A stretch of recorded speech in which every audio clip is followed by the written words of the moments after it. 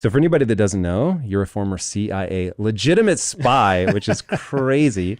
And the reason I find that interesting is because you would have to be a master of psychology, your own and others. And this also gets into where we are in the world right now. I've heard you say that we are potentially already in the beginnings of World War III, which hits a little too close to home in terms of how I view what's going on. But here's a quote. The core element of being able to control a relationship is understanding the pink matter truth of feelings. What all people feel becomes their point of view on what reality is. So when you understand it and you learn how to manipulate how people feel, then you can essentially direct them to feel any way you want them to feel. Woof. I mean, I sound like a sick bastard sometimes, man. Hearing my own words back to me, I'm like, what kind of evil person came up with that idea? I'll assume that we're going to use these for good. Both as a screenwriter and as an entrepreneur, the idea of being able to take somebody's perspective to actually think like they think is really important. So the idea that you capture in that quote is what I call frame of reference. Now, in my marriage, the biggest arguments that I have with my wife are always where I'll be saying to her, I'm not able to penetrate your frame of reference. And people feel a certain way. They see the world a certain way. And if you can't get inside that, then you're in trouble. And so what I like about the quote is basically what I'm taking from that is if you can see their perspective, the elements that cobble it together that make them feel the things that they feel, then you can steer that relationship. Now, again, I'll assume we're steering it for good for the purposes of this conversation, but I do really want to understand more about that. One, how do you take somebody's perspective? How do you build something where you can reasonably, not going to be able to mind read, but you can reasonably understand where they're coming from? The first big thing that you hit on, and I'm gonna tweak what you said. It's not about getting into people's perspective. Most people don't have perspective. The average person has no perspective. They live in a world of perception, how they perceive the world around them. Most individuals, at least that's what we learn at CIA, individuals live with a frame of reference around themselves. They're the center of the movie. They're the star of the show. They're the center of the universe. That is an inherently human thing to do because humans in our evolutionary process and the pink matter that is our brains, we're always worried about survival. We've never outgrown that. The technological development and the technological evolution of the world has happened exponentially faster than the human evolvement, the human evolution of the world. So while you and I are sitting here in 2023, our brains work in essentially the same way as they worked in 1823. But the world around us is extremely different. We don't need to worry about survival anymore. Now we're supposed to be worrying about how to thrive, how to meet our objectives, how to meet our goals. If you think about it, humans just 200 years ago, humans had to worry about how do I make it to the next day? How do I just survive? They were always focused on the here and now and how do I make it work today so I can live again tomorrow. You and I don't worry about how to make it through today. Most people are thinking about, what am I going to do this weekend? What am I going to do next week? When is my upcoming vacation? We don't worry about the here and now. But the brain is still wired to live, first and foremost, in this survival mindset, this survival process. So the pink matter that exists in your brain and mine and everybody around us is still very much focused on the self as the most important element. And because of that, it views everything around the environment and around the individual through a lens of perception. What I perceive is real to me. To hell with what you perceive. What I perceive is the truth. My stepdad used to lecture me about perception is reality. Perception is reality, Andrew. Perception is reality. And I disagreed with him from the time I was 12 years old.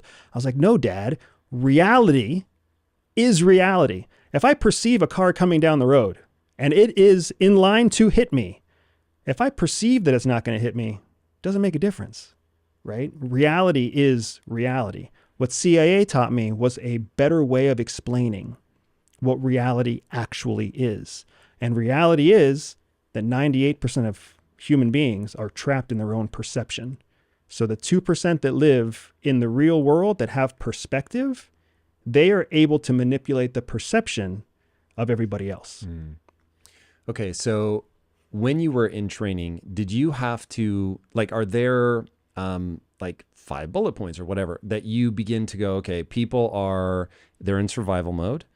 They're looking at the world through their own eyes. They have fears. Like, is there a framework by which you begin to understand the other person? Yes, there is. It doesn't really boil down to 5 bullet points, but it does boil down to essentially like a handful of short lectures, right? But walk me through it. So here's how I imagine you. I don't know if this is real or not, but the very first thing I wrote down when I started researching you was how the hell do you manage your own anxiety when you're in spy mode and you can't give yourself away, but you have to figure something out about that person. So I imagine you walk up to them, whatever that, framework is, the rubric that you're determining who they are by, I imagine it kicks in right away. How do you start categorizing them when you first walk up? So when you first walk up to somebody, you've got to keep in mind that nobody is what they appear to be. Nobody. Every human being has 3 lives. It's what we're taught. Ooh, that's 3 lives. There's a public life, a secret life, and a private life, right? So the order is public life, private life, secret life. The public life is what we're all presenting to each other. It's what we want to appear as in public, right? You want to look cool and suave and handsome, and you want to sound nice, and you want to surround yourself with nice things because that's what you want the public to perceive about you. It may not be real, but it doesn't have to be real. If they perceive it to be true, then you have won because you have just manipulated their perception. That's why broke ass high school and college kids will still wear nice name brand stuff so they don't look like they're broke ass students, right? I was one of those students, so I remember. Then you've got your private life. Now, your private life is what your closest confidants know about you. So what your wife might know about you, what your close friends know about you, what your parents know about you. So publicly, nobody knows my feet smell bad. Privately, my wife knows my feet smell bad, right? But I'm never going to make that part of my public persona because it goes against what I'm trying to display as an image.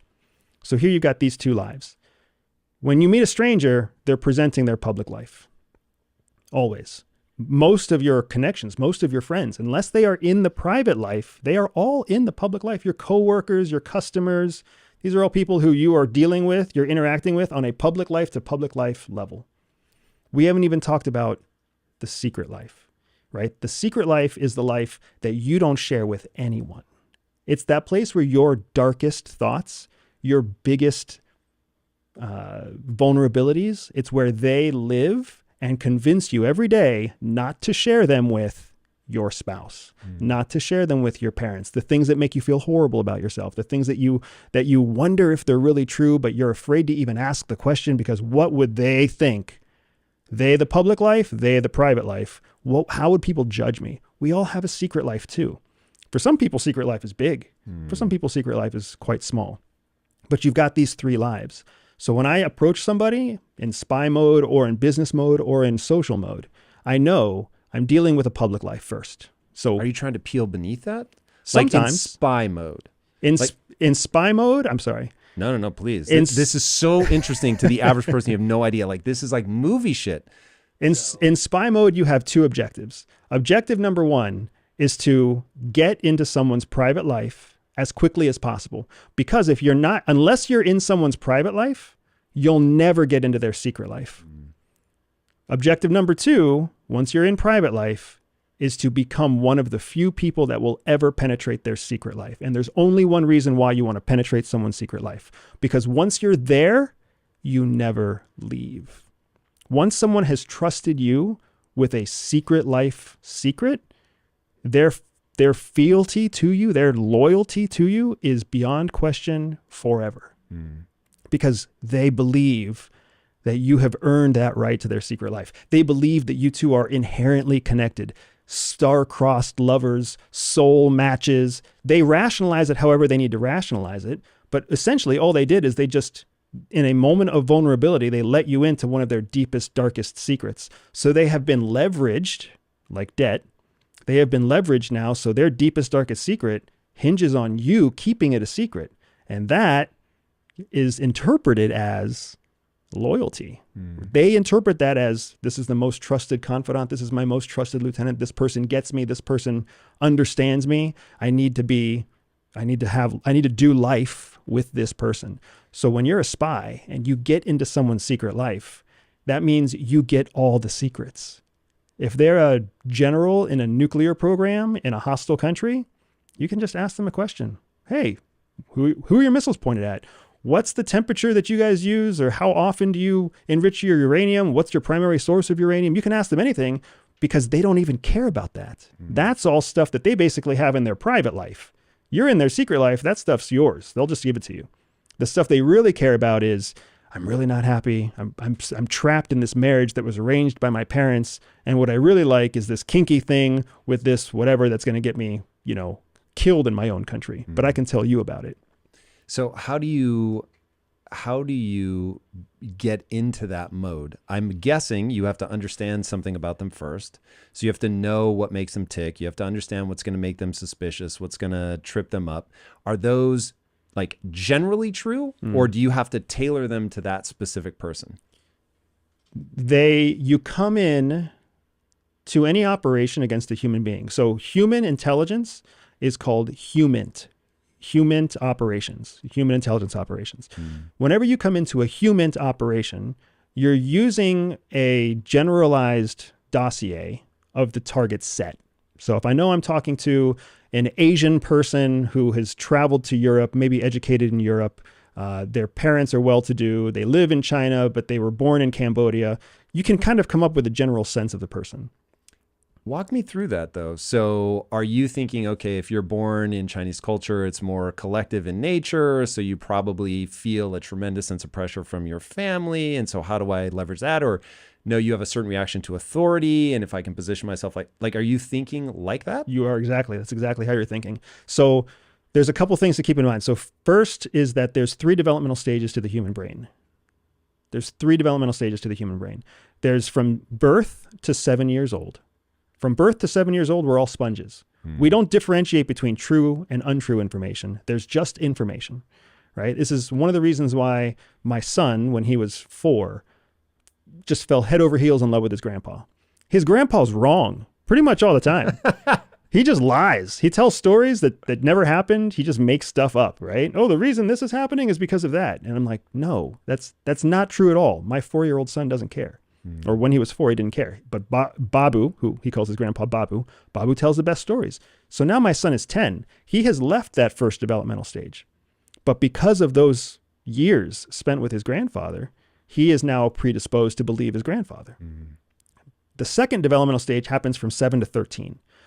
In that period of time, you can start to differentiate true and untrue information, but you choose which information you want to give more value to. So you're still absorbing it, you still retain it, but you might have a preference for one bit of information or the other, right? So now this is the place where it's like, yeah, I know I ate broccoli once and it wasn't terrible, but I don't really want to eat it anymore. Before that, you're just like, and if you give a 4-year-old broccoli, they'll put it in their mouth. So 7 to 13, people start to have a preference for the information, but they still absorb it all. Puberty, from 13 to 25, nobody thinks about this. Puberty lasts until you are 25 years old. Damn. That period of time cognitively is characterized by the fact that you resist some forms of information. So now you actually have the cognitive capacity to hear something and reject it and not even let it come into your brain at all. So 7 to 13, you hear it, you retain it whether you like it or not.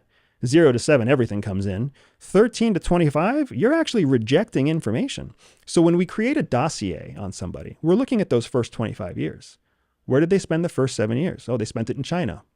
Lots of stuff we can high probability assume a number of things because they spent the first 7 years in China. Oh, they spent their first 7 years in Alabama. They've spent their first 7 years in New York. They spent their first 7 years in Canada. Lots of stuff you can pull from their foundation of how they were programmed.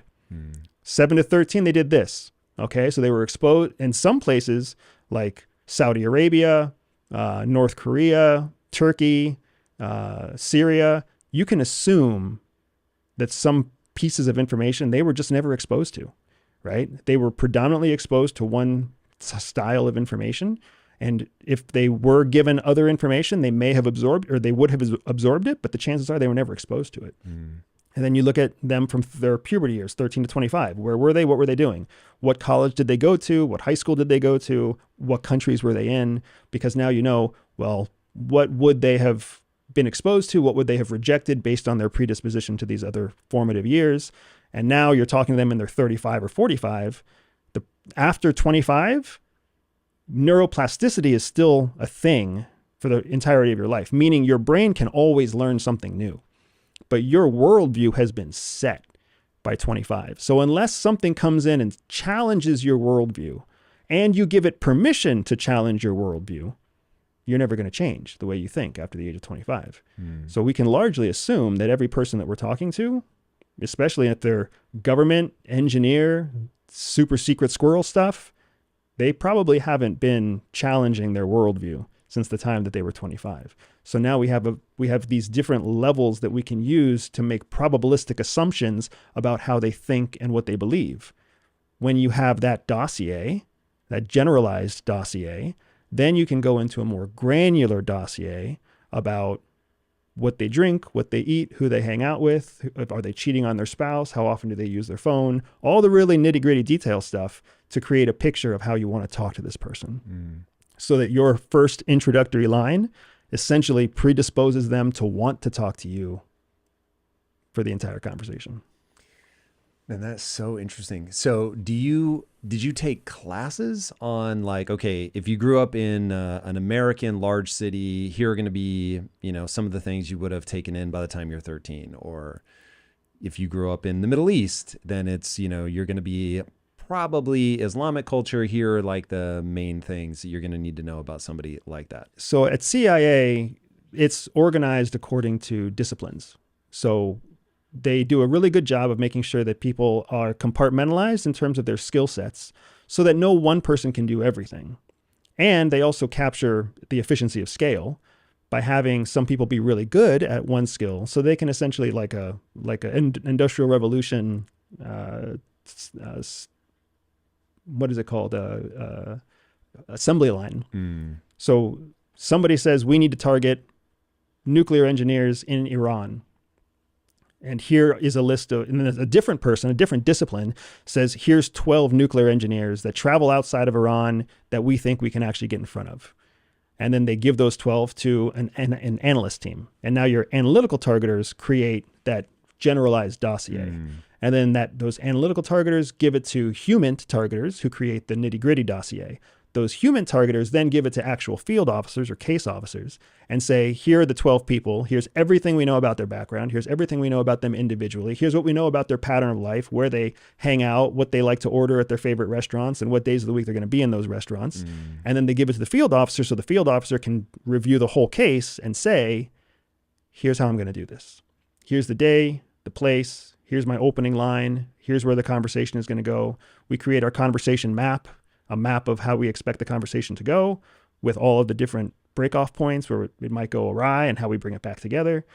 And then we go and we execute. And we execute what's known as a bump or a cold introduction with a known target of interest.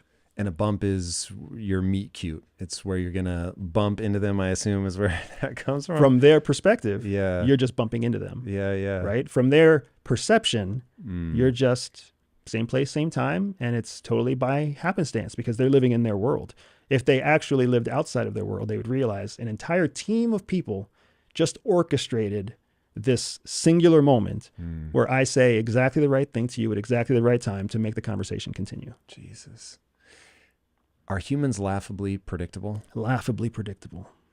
That's so Even I am laughably predictable, man. Yeah. Like it's you and your team invited me here knowing with high confidence how I was going to react, what I was going to say. I'm predictable. We all are. It's something that makes us human. It's just how you use another human's predictability that kind of defines whether you're typecast as hero or villain. So, rough swags, how many personality types do we break into? There's science that basically, I lean heavily on the Myers-Briggs type indicator. It's what I was taught at the agency. It's what I've seen work in the field. So that's what I lean on. And they break people into 16 category types. Would that be in your dossier? That would be in your dossier. Your Myers-Briggs damn. would be in the estimated Myers-Briggs type indicator for you would be in your dossier. Whoa. The field officer who actually meets you would then be able to tweak it further. Because again, public life, private life, secret life. We might assume that you're an introvert, and then I meet you and you seem to act very extroverted. So now, are you the introvert that we assumed, or are you the extrovert that you present yourself to be? Only way we're going to find out is by continued, consistent experience with you over time, right? If I can get into your private life, and especially if I can get into your secret life, then I'll know. Then I'll know whether you're introverted or extroverted, whether you're just playing an extroverted role for the societal opinion of you, right? But yeah, it takes time. So that would be in your dossier. So I would say roughly 16 types, but then I would also double that, because every type is going to have the true personality of who they actually are versus that public life personality of who they're trying to present themselves to be. And because each of those 16 personality types are predisposed to a certain type of behavior publicly, they're also predisposed to a certain type of behavior privately. So how different would their Myers-Briggs be from, so they're presenting themselves as one personality type, but in reality, in secret life, they're a different personality type. Would those often be very divergent? Sometimes. Not so. Sometimes they're very divergent. It really depends on the individual. Let me give you an example, right? When we think about personalities, let's talk through a lens of resources, right? Individual resources. So human beings, we're taught that human beings only have 3 resources that matter. There's time, energy, and money. That's it. Every other resource boils down to one of those 3 resources: time, energy, and money. For you to accomplish anything, it takes a certain balance of time, energy, and money. So when it comes time for you or I to live our public life, we go to a restaurant, I was just at MegaCon, a big comic book conference, right? I was there with my kids and my wife. It takes a certain amount of money to buy the ticket, money to invest in the hotel room and everything else. It takes a certain amount of energy to put up with all those people and the lines and your kids going crazy for MegaCon and your wife trying to get in line to meet Beverly Crusher, right? From Star Trek. So there's a certain amount of energy that goes into it. And then of course there's a time element. When you meet with somebody, you have to understand how those 3 resources are being used at any given time. So if you meet somebody at the beginning of the day, they're most likely fully resourced. You can reboot your life, your health, even your career, anything you want. All you need is discipline. I can teach you the tactics that I learned while growing a billion-dollar business that will allow you to see your goals through. Whether you want better health, stronger relationships, a more successful career, any of that is possible with the mindset and business programs in Impact Theory University. Join the thousands of students who have already accomplished amazing things. Tap now for a free trial and get started today. You meet somebody at the end of the day, the gas tanks are at different levels. Energy might be lower. Time is probably running on empty. Money might be safe. It helps to know the financial status of your client or your target, right? So you have to understand how people's resources are different. The more a person's resources are depleted, the closer they get to their true Myers-Briggs personality. That is interesting. When they're fully resourced, they can fake it. They can act extroverted. They can take extra time to think something through. They can be non-judgmental. But when they're tapped, when the end of the day comes and they're fried, that's when you see who they really are. So a big part of the process of bringing someone from public life to secret life is to drain them of their resources systematically so that you can see who they really are, because it's when they're in that low point that you can essentially replicate or mirror their core personality back to them, and then they let you into that secret life. You're not going to let someone into your secret life who's different than you. So you have to mirror back to them what you believe their true personality to be, and then they're like, if you like that, let me show you this other thing. Dude, that's crazy. Okay, it's not that different, man, than what you and I just did off camera when we were talking about comics. 100%. Were you folding your arms on purpose? No. Because at one point I noticed we both had our arms folded, and I was like, okay, are we mirroring right now? Like, what are we doing? Yeah. No, I was not mirroring you there. I was not mirroring you there. I'm just a little bit cold sometimes in these studios, but the fact that we connected on a genuine common interest. And then from there, I don't know if you noticed how quickly the conversation turned into very private conversation, right? And this was me predictably responding to your questions. You were the one in control of that conversation. Why did you homeschool your kids? Why do you do this? Why did you leave agent? Like, you were asking the questions. I'm responding. You're the one in control. Questions are always being asked by the person in control of the conversation. I was just responding in a predictable way because we had just connected over something that made me bring you into my private life. Man, this is really useful. So when I think about this, obviously, again, I understand how quickly this stuff can be nefarious, but I also understand how this can be really useful in my marriage. First of all, like understanding my wife, being able to take her perspective, understanding her perceptions. That stuff is incredibly helpful. And the times where I'm unable to pierce her frame of reference in my language, I'm like, oh, we're derailing because I can't get you to see that you have a frame of reference on this. And I often use the David Foster Wallace quote of "This is water." It's like your frame of reference is so ever present. You don't even realize you have one. And so the thought of there being a dossier on me somewhere that's like got their, an estimate of my Myers-Briggs, and that for sure, like, so I think of it not as I present a fake version, but I think of my personality in slices. And so every slice that I present to people is real, but I'm only going to show my wife all of my slices. To your point that consistency is the most difficult thing. I just wouldn't be able to be like with my wife as long as I've been together 22 years. I wouldn't be able to be fake for that long. Right. Like at some point the jig is going to be up. You're going to like slip up. And so that, like, my wife sees all of my slices. Everybody else sees some version thereof. And what's interesting is as you understand more and more of somebody's slices, two things happen. You can begin to predict their behavior. And I'm obsessed with the human brain as a prediction engine.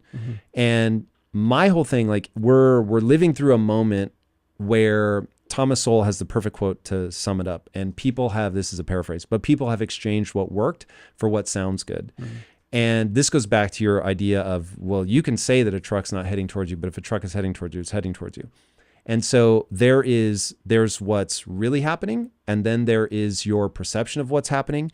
And in a desire to look at the world through a lens of just pure acceptance, no judgment, our prediction engines are breaking. And we're no longer dealing with what I'll call as close to ground truth as you can get. You and I may disagree a little bit on how much of the world is objectively true. Physics is true. But like we don't even understand physics fully, Right. and we're still able to do like incredible shit. Right. So like we are existing at some layer of abstraction. All right, I'll rein this back in because I could really derail on that. But in my marriage, so my ability to predict the outcome of my behaviors as they echo back off of my wife, or just my ability to predict her native reaction or actions on something, is extraordinarily helpful. But I do a lot of this intuitively. And so hearing it like broken out, like I don't even know my wife's Myers-Briggs. I know my own, but even I don't even remember what they mean anymore. I did it so long ago. When you think about this stuff, and I know you work with corporate clients, how much do you really try to get people to solidify this? And how much of it is just people play by ear? When it comes to how I teach others, I know that it's like you called me a master earlier, and I am not a master. I think the more you learn about something, the more you become an expert in something, the more you realize how much there is to learn. So I do not consider myself a master of human psychology or a master of human behavior. I don't consider myself a master really of anything except being a masterful student of continuing to learn more, maybe. So when I teach a client, my objective as a service provider is to bring them maximum proficiency in the minimum amount of time. They don't need to learn how to use this 12 different ways. They hired me for one specific purpose. What I know, being a business owner, is that if you can meet someone's expectation once, they'll come back and they'll give you a second chance to meet a different expectation.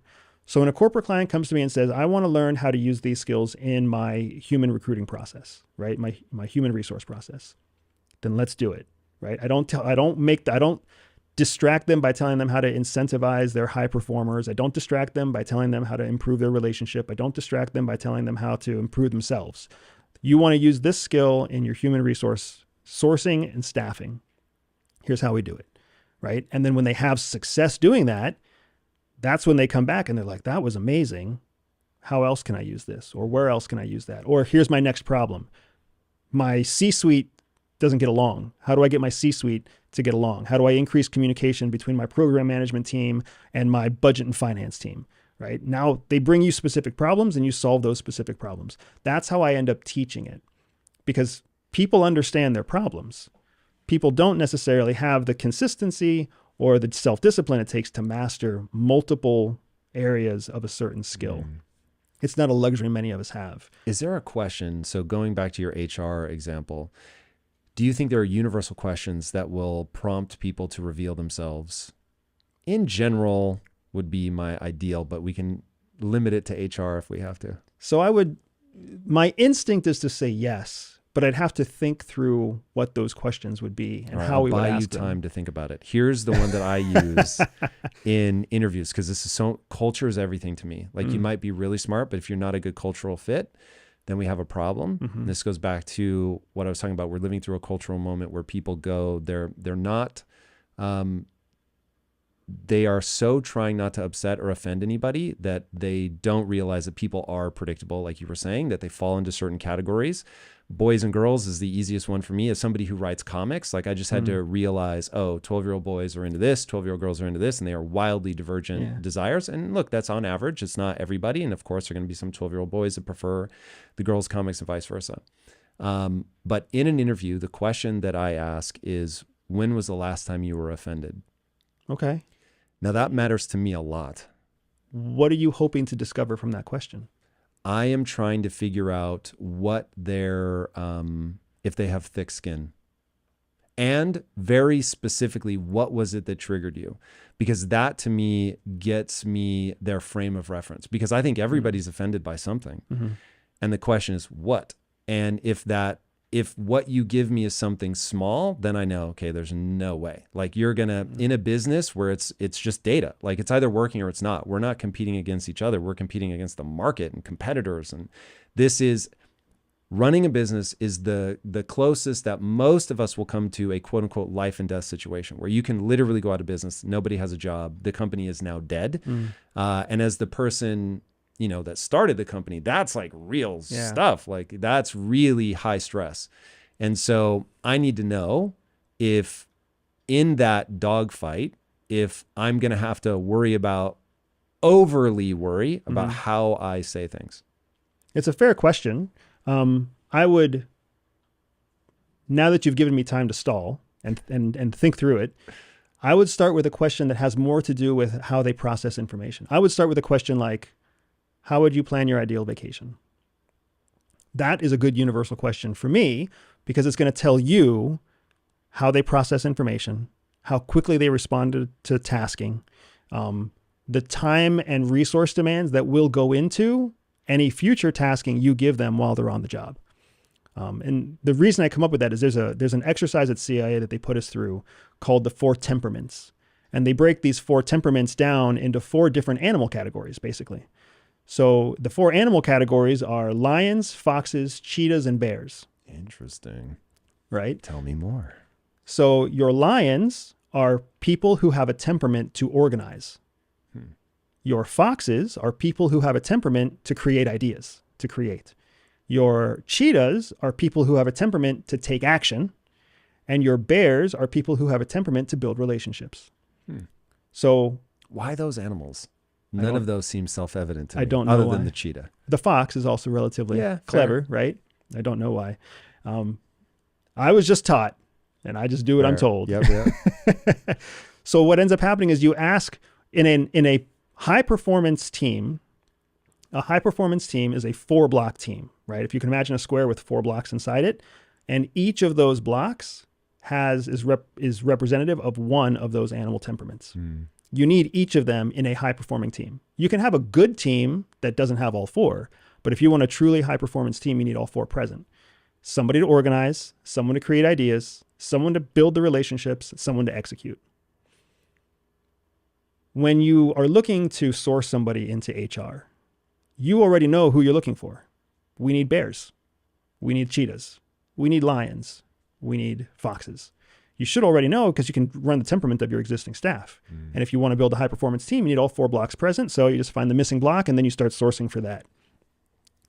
The questions that you want to ask questions that disarm the person interviewing. Because guess what? Every person you interview is in what stage of their life? Or they're in what of their very public life. I need this job. I want this job. I'm prepared for this job, right? I'm prepared for this interview. Public life. So you need to disarm them if you're going to find your way into their private life. If you want to see how they actually behave, you can't ask them questions about the job. You also can't ask them questions that go against HR policy, federal policy about what you do in an interview. So you have to ask these elicitation questions, these parallel questions. And a question like, how would you plan your perfect vacation, is completely disarming to somebody. So if they say, well, the first thing I would do is I would make a list of all the places I want to go and how much it costs to be there and, what the high season and low season is. Now you're talking to a lion. Lions want to organize, right? If you talk to somebody, what's your ideal vacation? Oh man, I'm just going to jump on the next plane to Fiji. You're talking to a cheetah. Cheetah just wants to take action. What the hell are you going to do when you get to Fiji? I have no idea, but I'm on the next plane, right? If you ask somebody what they're going to do for their ideal vacation and they come back and they're like, I've thought about this a lot and I'm either going to Antarctica or I'm going to Africa or I'm going to, Saudi Arabia because there's all this cool stuff going on in all three places and they've got fantastic reviews, you're talking to a fox because a fox is full of ideas. And if you ask somebody, where are you going on your perfect vacation? I'm going to go anywhere my husband wants to go. I'll go wherever my best friend takes me. You're talking to a bear. It's all about the relationship with the bear. Nothing else matters, right? So when you ask a one-off question, you disarm the person. You already know they're coming in armed up because they're in their public life. So you've got to disarm them to get into their private life. And then you need to ask something that's going to give you some insight into how they're going to react on the job. I don't disagree with your question about asking somebody the last time they were offended, but you run the risk of making an assumption that isn't accurate because you're asking them about something that they are their public life is going to influence their answer significantly because they know they're trying to get a job. They might say, I don't really want to admit that I was offended when my son, ate the last bowl of Cheerios because that's going to sound childish. So I'm going to say something else instead. What can I say that's really smart? Yes, I hear all of that. And I haven't gotten any of the really cool like Cheerio answers. But Pete, one, I never asked that question in the beginning. So we're going to be deep in the interview by the time I pull that one out. But when people speak, they cannot help but reveal themselves. And so no matter what lie they're trying to tell, like even the fact that they stumble and hem and haw is like already information. Now, maybe it's because they're not easily offended. And so they're like, Jesus, wow, I really have to think about that. But usually within the context of the interview, it becomes pretty apparent by the time we get to that question, whether they're stalling to buy time, trying to come up with something. But then other times, and I don't know if people just they're so caught off guard that they'll give you a real answer. And it's like, whoa, it's pretty revelatory. The one that I do along the lines of what's your vacation is describe your closet. How do you organize your closet? Or what does your closet look like right now? Don't give me your ideal closet. I want to know, what does your closet actually look like? And that will get, like, if I need somebody that's super detail oriented and they're like, okay, my closet is organized by color or designer, or it's like, okay, cool. Like this is somebody that really, like, there's a method to the madness. That can be pretty useful. Now, bringing this into the world of relationships, you and your wife both have a CIA background. Right. She wasn't an operative though, so I don't know if you guys are like constantly trying to evaluate each other, or like take each other into the perfect setting. But how do you guys deploy these, knowing that you have to have psychological awareness, savvy, to, in my opinion, have a high functioning marriage? How much of this do you bring into your relationship? We bring a lot of it in. It's silly to not bring it in. We both joined CIA because we love this stuff We independently joined the agency. We independently were vetted, recruited, trained, and brought in. We didn't meet each other until we were in complementary fields inside CIA, right? And then after meeting each other, after building a relationship, after falling in love, after getting married, then CIA turned us into a tandem operational couple because it was just the perfect cover. Two CIA officers married in real life can basically operate anywhere with very little outside support. So that was our nexus. That's where we were kind of forged in fire. Now, as business owners, because my wife is a co-owner of the business, and parents and spouses outside of CIA, we really lean heavily on the tools and the language that CIA gave us to understand human psychology. Probably the most impactful piece of everything they gave us that plays into our marriage, our relationship now. I was telling you about the 3 different developmental periods, right? 0 to 7, 7 to 13, 13 to 25, and over. We have this concept at CIA that we call the 1,000 personalities. Everybody has a core personality, that under-resourced, drained of all, all excess time, money, and energy. This is who a person is. But then you have 1,000 personalities that you can play, depending on what the scale is of your time, energy, and money. So this idea of 1,000 personalities has been incredibly valuable in marriage because it makes it so that you can be gracious and forgiving to any of the 1,000 personalities that present themselves at any time that you are also in one of your 1,000 personalities. And it really boils down to these, for us, my wife and I, it boils down to these 3 developmental phases. Sometimes she's dealing with me and I am little Andy. Andy 0 to 7. Sponge Andy, hurt child Andy. My father died before I was born, so sometimes she's talking to Andy, who was raised by just his mom and his grandma. And when she's talking to that Andy, or when that is the Andy responding to some disaster in life or business, right? She can call it out. She can say, hey, I'm not trying to hurt little Andy's feelings here, right? I need to talk to adolescent Andy. I need to talk to puberty Andy, right? Does that wind you up in the moment? Like, does that annoy you, or are you like, oh, word, thank you? That's exactly what it is. Now, because we speak the same language, because I speak to her little Jihi, right? My wife's name is Jihi. I speak to her little Jihi. I speak to her teenage Jihi. I speak to her grown-up Jihi. I speak to her CIA Jihi. I speak to her mom Jihi. I speak to her wife Jihi. I speak to her business Jihi. And now we're not trying to point fingers and trigger each other, because we're not saying, hey, you're being a child. We're saying, I need to speak to this personality, right? I'm having a problem. I need this problem solved. And the best person that I know to solve this problem is business Jihi, right? So I understand that you're in the middle of making a peanut butter sandwich, and I understand that you didn't get enough sleep last night, and I understand that you're really hoping that you get your bath later tonight. All of those things are valid. But for this 5-minute conversation, I need to talk to business Jihi, right? And she can do the same thing to me. That's really potent. It's interesting how we bring these different frames of reference. You can snap yourself into actually feeling differently. Like I would never have used those words, but I can snap myself out. Maybe that's not quite the word. I can wildly diminish my anxiety, which has always been my struggle. I'll say the phrase, remember who you are. And what I mean, I'm snapping myself into what you'd probably refer to as business Tom or entrepreneur Tom, where it's like, oh yeah, remember the things I've done, what I've accomplished, all the like mental faculties that I have at my disposal that for whatever reason right now, like don't feel accessible. It's so weird that I can shift into that and I can feel small and scared and all of that. And then I just say that phrase and I'm like, my chin comes down, my brow furrows, and I'm like, oh, that's right. Like, I know who I am and what I can do. And so the 1,000 personalities, knowing that you're in one of these different ones. You are those other things too, though, brother. Like, I'm not diminishing your, remember who you are mantra. But I want to encourage you also not to diminish. You are all the other things too. You are still the 0 to 7. You're still the childhood Tom. Is that useful somehow? Absolutely, that's useful. I despise those moments. And that might be why the experience happened at all. And some part of that experience shaped who you are now. So there's a resource in those experiences when you carte blanche reject them because you despise them, you use a term like that, I'm sure there are things that happen between 0 and 7 that you don't despise. Oh, I didn't mean the age, only that feeling of being anxious and that feeling sucks. Too weak for something. Hate. Yeah, that feeling sucks, but we're talking about a feeling. We're not talking about a rational frame of reference, right? We're talking about a feeling. So as an example, in marriage especially, your spouse, because your spouse is the closest person to your secret life, perhaps your spouse is in your secret life, which would be awesome if you have your wife in your secret life.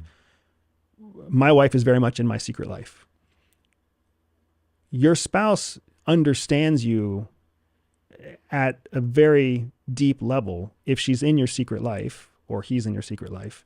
And sometimes they suspect that what they're dealing with is some sort of memory, trauma, behavior, conditioning that happened when you were a child, 0 to 7. So they get the benefit of being able to call that out if that's what's happening, or if they suspect that's what's happening, when you engage in that kind of openness and say, this is what I was like as a kid. For me, I was always competing for attention, my mom's attention, because my mom was a single mom. She was working 2 jobs, sometimes 3. She was going to school. I spent a lot of time with my grandma. All I wanted was mom, because what does every child under the age of 7 want? Mom. They say they want dad sometimes, but they want mom. They want that nurturing, loving, maternal figure. And I didn't have that very often. So I learned very young that I had to compete to get mom's attention, and that competing to get mom's negative attention was not a good way of doing it. So acting out was not productive. Instead, I had to excel. I had to exceed. I had to be super helpful around the house. I had to be super independent. If I could get up at 6 o'clock in the morning on Saturdays, I could watch my cartoons, pour a bowl of cereal, be awake and be alert and be fed by 6:30 in the morning when my mom woke up, and she'd be like, Andrew, did you feed yourself? Good job. And what are you watching? And let me sit with you. And then I got mom's attention. So my wife knows that when I'm showing that attention-seeking behavior to her, to clients, to whatever else, she knows that it's going to drain my resources very quickly. So she'll call it out. She'll be like, hey, is this little Andy trying to seek attention because he sees some sort of opportunity? Or is this business Andy cultivating a client with biz dev or whatever else? And then I can look back and say, oh yeah, it's a great call, girl. Like, if I'm putting this much energy into a client, it better be the right client. If I'm putting this much energy into whatever, the neighborhood watch parent, then it better be for a good reason, because I'm going to drain resources. And when I drain those resources, who's going to pay the penalty? My wife, my kids, my staff. So it's really useful to me to have her be able to communicate to me in those terms, and for me to understand that there are advantages that come from 0 to 7, 7 to 13. I mean, my worst years of my life were from 13 to 25. Those were hard, horrible years. Most people, those are hard, horrible years, right? Was there something specific? I was in the military. I should have never been in the military. Like ROTC? I was an Air Force Academy graduate. So 13 to 14, right when I was going into puberty, my stepdad was a Vietnam vet and he ran a very military household as it related to me, the stepson. So part of me was always prepared to go into the military because my dad told me, right? You're out of the house at 18. You're either going into the military or you're getting a job. You're not going to college because we don't have any money for you to go to college.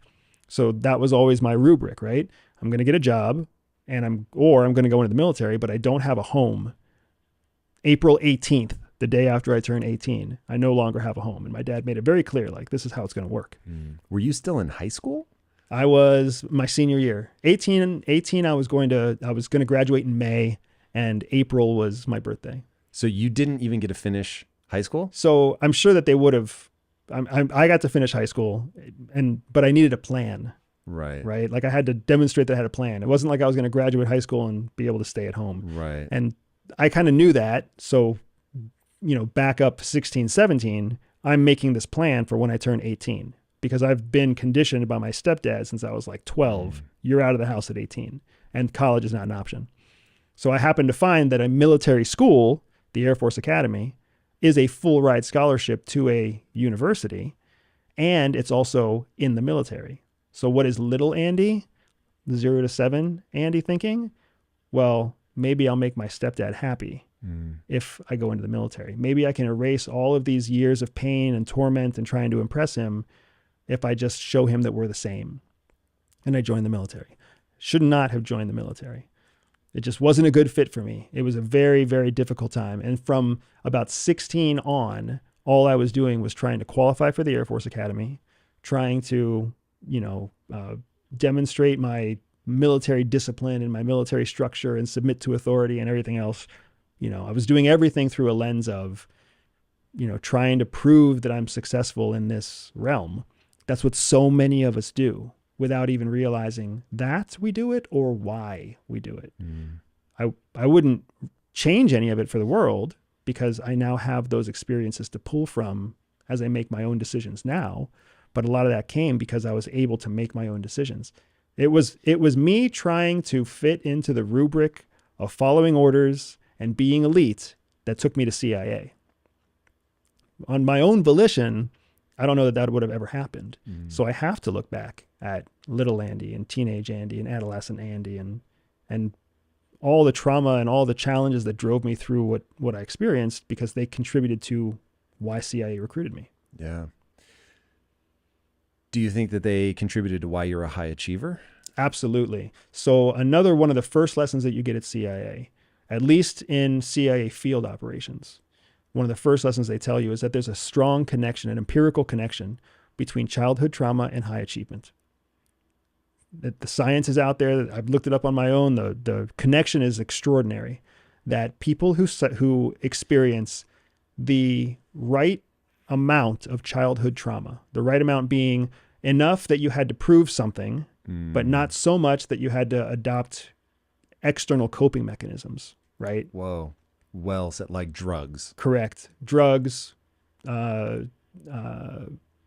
addictions to pornography, substance abuse, submitting yourself to the authority of others, right? Like there's a certain amount of trauma that's the right amount of trauma that turns you into this high achiever. You always have to win something because you're trying to win favor, win attention, win rewards, win glory, win something. So you're always achieving, you're always driving yourself towards something, but it's not because you were born with drive. It's because some part of your childhood, those formative years, taught you that by achieving, you will be rewarded. So that becomes the inherent thought. By achieving, I will be rewarded. So now all of a sudden you project that onto a 40-year-old, a 50-year-old, a 25-year-old. They're going to have all the drive in the world because they believe they will be rewarded. This is so fascinating. So I love people that have kids, even though I've chosen a different path. How are you going to play this with your kids? Like, are you turned 18, gotta go, or something completely different? Yeah, it's funny. I have to admit that I haven't got it figured out yet. I don't have it figured out yet. 10 years old already. I know. And the days just keep on rolling. There are certain things that I've chosen to value, and my wife and I have these conversations pretty often. Legacy is extremely important to me. The whole reason I'm running a business. Define legacy, please. So for me, legacy is the legacy of how my family, how my children and my children's children remember me and remember my contributions to the family. Okay. I'm not worried about building wealth. It'd be great to build wealth. But the truth is, when I look back, and this is very much how I was raised, right? I don't even know my father. And he was murdered. He was murdered. Oh God. Yeah, he was killed in a violent crime. But I was less than a year old. Still, Jesus I know nothing Christ. about it. Yeah. So my father was killed in a violent crime. I never knew him. My stepdad came into my life when I was 4 and became my stepdad when I was 5. So I never knew my father. My stepdad was not a man that I had a close relationship with. So when I look back on my family heritage, it gets thin pretty fast. I have a grandma. My grandma was married and divorced, I'm pretty sure more than once. My mom has been married and divorced more than once. My dad's mother and father, I don't even really know. Like, I think I've read about them. I may have met my father's mother once, and that was all it took for me to be like, I see why my father didn't stay with you, kind of thing. You know what I mean? Yeah. So for me, legacy is all about what is the foundation that you're giving your children to continue to progress and achieve more than you did? The big thing that was lacking from my childhood was love and support. I was fighting for my mom's attention. She was fighting for the survival of her family. That's a pretty low bar. So if I can just give my kids love and attention and give them an experience where we're not struggling to survive, that's step one. But I also know empirically they have to experience some level of trauma if they're going to be high achievers. So do I intentionally create whatever that trauma is, or do I try to be there to help guide them through it as it happens, because maybe it happens somewhere else, or do I accept that my children might just not be high achievers? Brother, I'm holding my breath for the answer here. Like, don't leave us hanging. Yeah, so I don't have it figured out. I know for a fact I want them to feel loved and I want them to feel supported. I oftentimes question whether or not they should be high achievers. Why do we value high achievers? I value high achievers because I believe myself to be a high achiever. I connect with other high achievers. Life is more enjoyable because I'm always trying to achieve something. But then I think about all the creatives out there. The vast majority of the creative people in the world are not actually high achievers. They're creators, right? The people who draw the comic books you and I love, the people who make the music you and I love, like somebody drives them. Somebody creates a schedule for them. Somebody creates a production schedule for them. Somebody forces them to go on tour. Somebody drives them. And that's why we see so many amazing artists turn to coping mechanisms like drug, alcohol, and everything else to try to get through the stress of their life. Perhaps they're not achievers on their own. They're just deep creators, and they're happy to sit in a dark room somewhere. And if someone just brought them a sandwich every 3 hours or so, they would create amazing things. So I don't know. I think I have the closest thing to a solution on this. So one, I totally agree on the trauma thing. And this really is one of the reasons that my wife and I decided not to have kids, because I knew they'd have to go through something hard. And I didn't know if I could watch my kids go through something hard without stepping in and solving the problem for them. So I thought I was going to be the ultimate, what do they call them? Tiger moms. Like I thought that was going to be me. I'm just going to be helicoptering in there, solving every problem. I wasn't sure. So the way that I approach this is through the lens of fulfillment. So I really believe that we are biological creatures, and there are subroutines running in your pink matter, whether you want them to be or not. And a lot of it has to do with just the 50% of you that's hardwired. And it's become fashionable to act like we are blank slates. We are not blank slates. The brain works in a certain way. And this is why humans are laughably predictable. And because of that, I think everyone is pushed violently by the winds of evolution to pursue fulfillment, which I have a formula for. A recipe is probably the right way to think about it. And the recipe is you have to work really hard. I can go into why, but you have to work really hard to attain a set of skills that allow you to serve not only yourself, but other people in a way that you find exciting. Like that's it. If you're doing that, then you will feel centered in your life. It doesn't mean that you won't go through grief. It doesn't mean that life won't get brutal at times, but it does mean that you have an orienting mechanism. In fact, I think it was you that said, in fact, what is life about? What's the meaning of life? Yeah, it's all about self-respect. Perfect. Okay, so it definitely was you. I've always told people the only thing that matters is how you feel about yourself when you're by yourself. Self-respect. Yep. You have to do something that makes you think you are worthy of respect. No one can give it to you. You can't stare in the mirror and say, I love you, I love you, I love you. It won't work. You have to do something that you believe is worthy of respect. And part of that, I think, for people to respect themselves is they have to do something that they think is exciting, but is also honorable in that it helps not only themselves, but other people. And so if you do that, then you'll have this core thing that will see you through the tumult of the ups and downs of life, loss, love, all that good stuff. And the one trick in all of this is that you're going to be super driven, I think, to feel good about yourself. You're going to have dominion over your own life, which means when you say you're going to do something, you do it. And that takes an insane amount of discipline and drive. So through all of that, though, you're going to have to make a decision. around what am I going to value myself for? So that idea of self-respect, you decide what you think is worthy of respect in yourself and other people. It is a decision. And it would be different from culture to culture. There's going to be a lot of similarities, but they will vary. Right. And in that, if people make the mistake of saying, I value myself for the achievement, you're dead. You're done. Your life is going to suck. You're screwed, because there are going to be times where you nail it and you're going to feel good, but it will be so related to whether you got the outcome or not. It won't even be fun. And so you hear about all these gold medalists that are like, okay, first of all, it was a nightmare trying to win the gold medal. And then once I won it, like my life was completely empty. But if instead of making it about the outcome, you make it about the pursuit, all I value myself for, and this is really me talking, this is sincere, this is how I think about myself.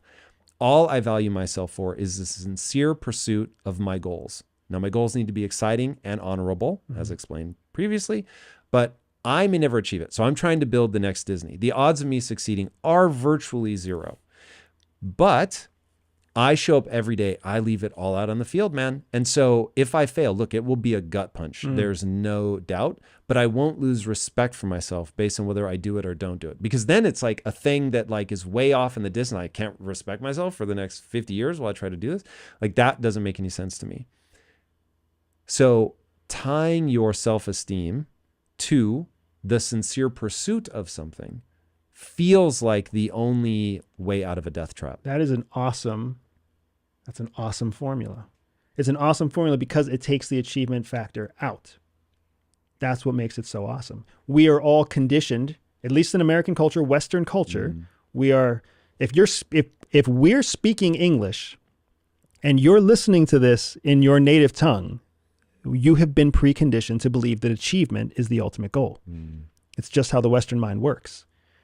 Your formula makes it about working hard to achieve a set of skills that allows you to make a contribution that you find exciting. Achievement doesn't have to happen, right? And won't quite frequently. Like you'll get wins, hopefully, along the way. But because I work with so many people that are trying to build businesses, I'm always telling them, look, the success is not guaranteed, but the struggle is. This is going to be hard. No matter what you're trying to do, you're trying to be a piano teacher. You're trying to build the next Microsoft. Doesn't matter. It's all going to be hard. Now the question becomes, will you love the struggle or not? Because you may never achieve your goal. And even if you do, it's some amount down the road. And so if you're not loving the difficulty, you're going to have a hard time. And I remember my business partners, my former business partners and I, we used to ask a question that I think it certainly caused me a lot of suffering. I won't speak for them. But the question was, what would we do if we knew we couldn't fail? And I remember that question was presented to me like it was the smartest thing in the world. And I just thought, I don't think that's the right question, because what I found was the success isn't guaranteed, but the struggle is. So I was like, what is the right question? And to me, the right question is, what would I do and love every day, even if I were failing? Because that I can guarantee. Like there's going to be some ridiculously long stretch of time. A year can feel like a long time when you're taking shots to the face. And in that year, what would you love doing even if it wasn't working out? And then do that thing, right? And so that has been an organizing principle of my life. So unfortunately, I chased money for almost a decade, and that was miserable. And the irony of my life is I don't end up getting wealthy until I stop chasing money and I start chasing purpose. Now, business acumen is a huge part of my success story. So I don't want people to get delusional that like, oh, it's some Pollyanna story, and once you just love other people, everything works out. No. But once you have another thing that's going to keep you pushing when things get hard, now you've really got a shot. But yeah, so many people orient themselves around, I imagine myself standing on the podium, winning the award, getting the Academy Award, making millions of dollars. And I'm going to feel at that moment the way I feel about the people that I look at when they win.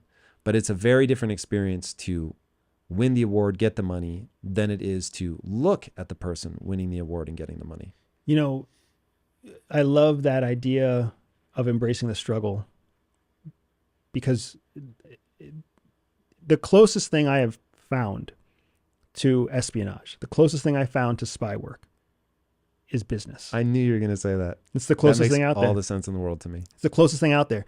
You have to get in the head of your client, just like you have to get in the head of your target.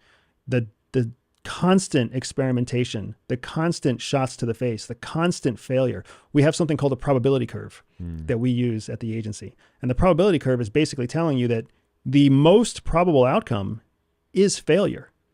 80% of the time, you're going to fail. 20% of the time, you're going to succeed. So you've got to be ready to fail 8 times before your first success. And that doesn't mean it's going to be an exponential success. It's just not a failure. Right? It might take 30, 40, 50 swings before you actually hit that home run. So what's going to keep you swinging? What's going to keep you swinging? Because you're not going to get excited when you hit a base hit after 8 swings. You're just not going to get excited about that, right? What's going to keep you coming back day after day after day? And in business, it's the same way. I've gotten to use all of the SPY skills in business. I've gotten to meet amazing people in business. I've gotten to go to amazing places in business. And that's exactly what espionage is like. And I'm just in a blessed position now where our business continues to succeed and continues to thrive. And we just double down on what we know works. Keep holding it, keep treating it like it's a spy operation, and keep teaching people that business is the closest thing to spying because it works. We don't know. I can't say that I know why it works. I can only tell you what I know about espionage and why espionage works. And I'm seeing that the correlation exists in business as well. I have to imagine that it's because it's psychology. Business is entirely psychology. When you're writing a sales letter, email, Twitter post, whatever, it is you trying to understand what will be heard, not just what is said. Yeah. And whether I'm interviewing somebody, whether I'm working with one of my employees, it really is a game of psychology. And so I more or less teach people how to be CEOs inside of what we call Impact Theory University. And I did this high ticket thing for a while. We'll probably bring it back at some point. But the problem is, the reason that I'll say maybe at some point, even though it was incredibly lucrative for us, what people actually need, meaning what business really is not what they think it is. Yeah. And so the marketing gap on that, I have not figured out how to get people to understand what, if you want to be a successful entrepreneur, what you have to know how to do is make good decisions. And what people think they need is a great marketing funnel. And you do need that, but that's like down the road, right? And you do need good copywriting skills, and you do need good sales skills. You need to make a good product for sure. But at the end of the day, you have to be able to solve novel problems. That's being an entrepreneur. And if you can't solve novel problems well, you're screwed. And there really is a way to think through these problems that follows a rubric that you really can teach people. And so I've now been in 3 different industries. The first, important for me to note, the first industry I started, which was in software, I started as an employee, but worked my way up to being a co-owner of the company. But then the next 2 were companies I started from fucking scratch. And so 3 companies in a row in 3 wildly divergent industries. I've built multi-million-dollar companies. One we sold for $1 billion. So it's like, hey, this is teachable, it's repeatable, and it's all psychology. You have to understand your own psychology. You have to understand where you break down. You have to understand when you become little Tom, little Andy, little whatever. Like, you've got to understand that. You've got to understand what is the problem that people are trying to solve? How do you show that you have the solution to that problem? And it better be real. Like, the thing you created better actually work. Because if it doesn't, now you're going to be in trouble. So that means you have to be able to see your own perspective. You have to be able to break it down so you're not lying to yourself, so that you recognize what's working and not working. The truth is, hitting your career goals is not easy. You have to be willing to go the extra mile to stand out and do hard things better than anybody else. But there are 10 steps I want to take you through that will 100x your efficiency so you can crush your goals and get back more time into your day. You'll not only get control of your time, you'll learn how to use that momentum to take on your next big goal. To help you do this, I've created a list of the 10 most impactful things that any high achiever needs to dominate. And you can download it for free by clicking the link in today's description. All right, my friend, back to today's episode. I don't claim to have the answer here, but we have a similar problem in human intelligence operations. And this is where I believe the the public disdain for CIA comes from. CIA recruits us. Another one of the lessons they tell us is that they recruit us for something known as moral flexibility. That just sounds horrible. It just sounds horrible. Yeah. It sounds like the book you recommended, right? A billion Wicked Thoughts. Billion Oh my Wicked God, Thoughts. That book is so good for anybody that and- has a strong stomach. When you hear moral flexibility, you have the same reaction, right? Oh, that sounds horrible, but it sounds so good. So moral flexibility is essentially the idea that you can you can shift your ethics and your morals around some other objective, right? If you don't have that, if you have strict morals and strict ethics, you're not going to do well in clandestine operations. You're just not. You have to have flexibility to say, What becomes your guidepost? Is it protecting Americans? yes. It becomes, honestly, as again, this is where people don't like CIA. CIA's mission is American primacy. That's it, right? That's the goal. It goes I'm a all child the of the 80s. I love American primacy. I love it the most. I know that's so out of fashion right now. It is but out of fashion. I think it's crazy. Everybody should want primacy for their own country. They absolutely should. And if you're an American, the fact that we have the freest country in the world, do we have problems? Yes. Are our problems anywhere like other countries' problems? No. Spoken by somebody who's been in other countries. It's nuts, man. It's incredible how people lose perspective. They never gain perspective. They're trapped in their own perception about how bad America is. Right. America's messed up. I'm not saying it's not. We're an adolescent country. In the developmental stages of a country, we're just over 250 years old. I think we're just under 250 years old. We're freaking adolescents. We're teenagers. Of course we're all fucked up, right? What teenager do you know that has it all figured out? We've got growing to do, but let's not negate the progress that we've made just because we're not where we want to be yet, right? But either way, moral flexibility is this idea that you can change your personal ethics to fit a larger goal. Ours is American primacy. CIA believes, and the government of the United States believes, that as long as America is the strongest country in the world is a safer place to Americans. If you don't like the way that sounds, then you don't want to work in the government, right? We're not worried about the security of Nigerians. We're not worried about the security of Australians. We're not worried about the freedom of human rights in, Sri Lanka. That's not our first goal. It might be somewhere at like goal 75. Right. Goal number 1, keep Americans safe, give Americans every opportunity to succeed in a world that's dominated by the United States. It's going to be dominated by somebody. It's going to be dominated by somebody. Exactly right. So this idea of moral flexibility is a big part of what CIA recruits us to do. They recruit us because we have moral flexibility to make that American primacy mission happen. And then they also teach us that when you are engaging with somebody, a target, and that target has potential value to the mission, sometimes you have to veer from your own ethics about dealing with people to meet them where they are so that you can get into their private and secret life and guide them to where you need them to be. Did that mess with your head, or do you find that easy? I found it thrilling. I wouldn't say I found it easy. There's a learning curve there, but it was absolutely thrilling. It's like you said, something you enjoy doing, right? Something that brings you excitement. Learning how to manage people, like manage them on, I say manage. We learned how to manipulate people. That's what CIA taught us how to do. We weren't making friends with these folks, right? You're finding the most powerful, most vulnerable people in the world who have access to secrets that keep Americans safe. That's not a big population. There's really only a small population that has that level of access, that level of secret access, right? You had to find them. You had to befriend them. You had to get into their secret life. You had to get them to commit the safety of themselves and their family to you. And then eventually your real goal is to institutionalize them so that you can basically leave and a junior officer can step in to maintain that relationship. Do you reveal who you are at some point? Sometimes you reveal who you are. Sometimes it's better to leave what we call a fig leaf, where they think they know who you are, but they're never really sure. Because if they were sure, they might self-destruct. Right. That's another thing, another predictable human thing. Human beings like to self-destruct. We like to self-destruct. What? Yeah, we all carry this self-destruct button on our chest. It's what we say, right? A big red self-destruct button. So when we start to get ourselves into trouble, you start to lie and then you tell compounding lies because you're trying to get yourself out of the situation that you got yourself into. Inevitably, you're going to land on a point where you're like, I just need to come clean. Whoa.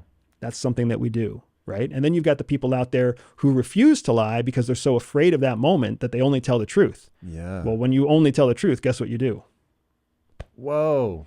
I'm evaluating myself internally like crazy right now. So keep going. So Why do we like to self-destruct? we like to self-destruct because we in our brains we create this low probability outcome where all will be forgiven and we'll be able to reset. What we don't like, people can reinvent. You can always reinvent. You can never reset. There is no, this isn't freaking Nintendo, right? There's no hitting select or start and starting all over again. You just don't get to do that. You got to finish the game.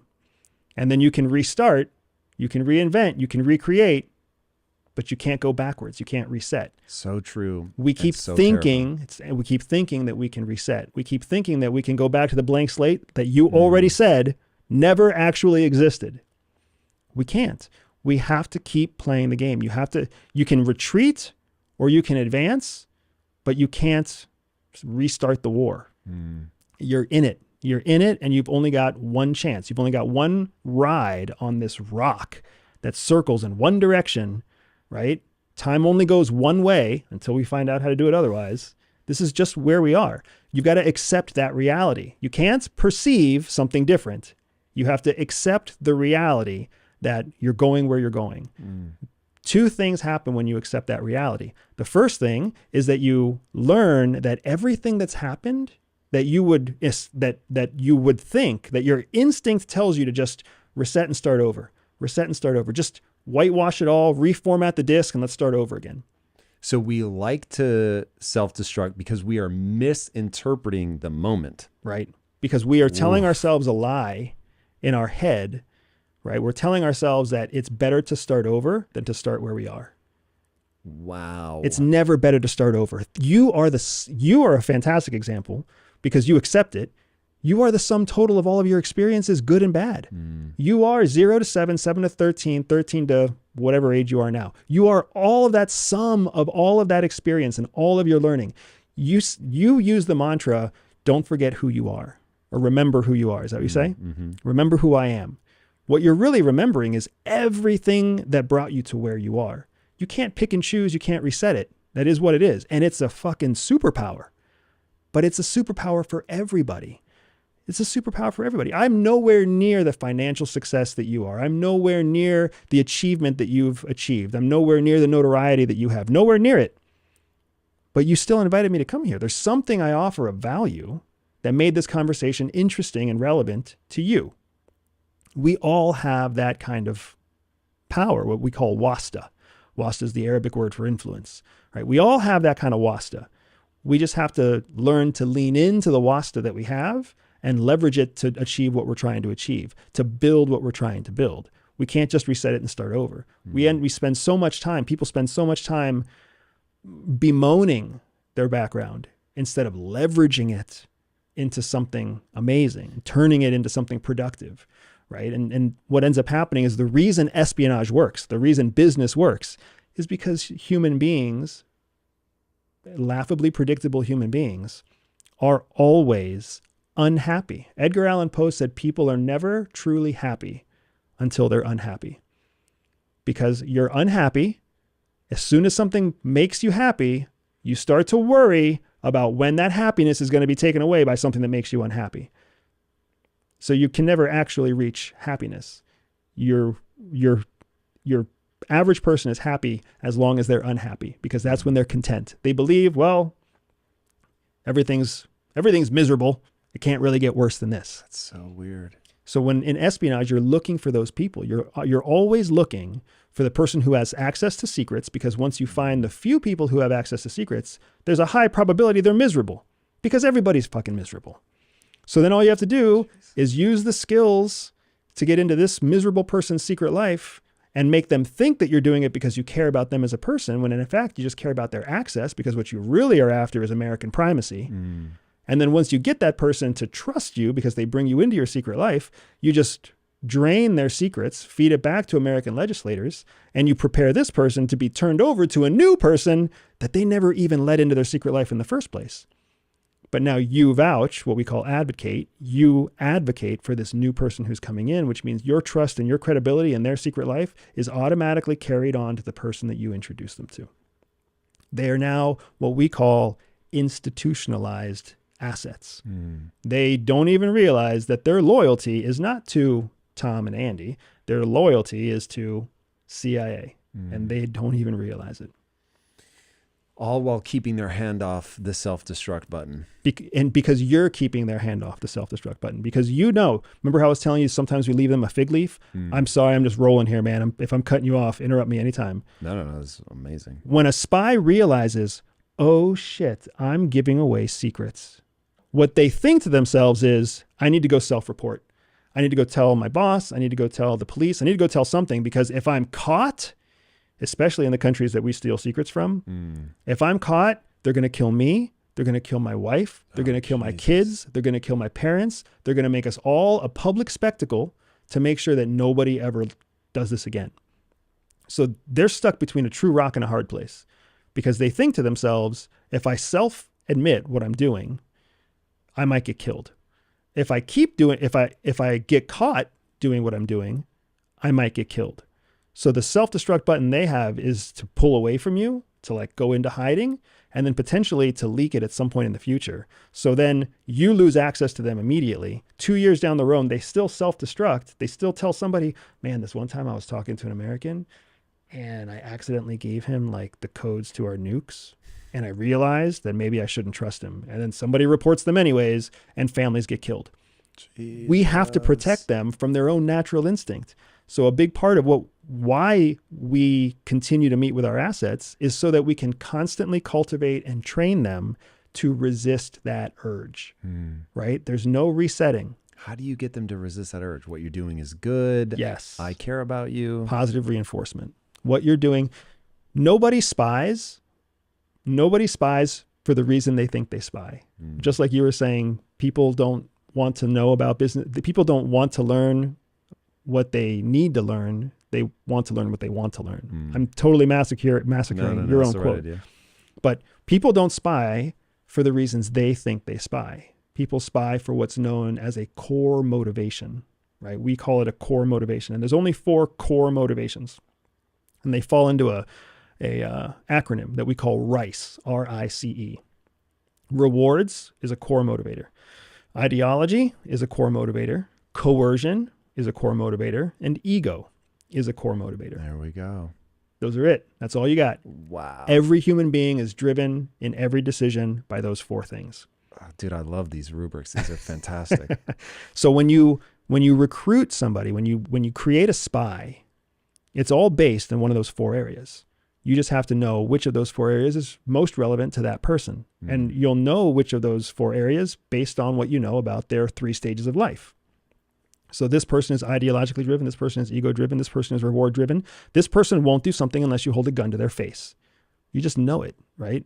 And then you test it over time. So when you are managing and handling a human asset, they're a human being. They think that they're giving you secrets because you're their friend. They think that they're in some kind of trusting relationship. Now, maybe you're their friend who also pays them. Maybe you're their friend who encourages them to believe in the power of democracy, and they're in a communist country. Who knows, right? So you're feeding them whatever their core motivation is. But you're also inside their secret life. So you've got the loyalty piece covered, the human response to loyalty, right? The human response to being in someone's secret life is that loyalty, that fealty. You've got that, but you're also feeding them on an incentive basis by hitting their core motivation. So that's the magic 1-2 punch. So that's how you keep someone resourced and charged so that they don't ever press the button that's waiting for them. That self-destruct button is always there.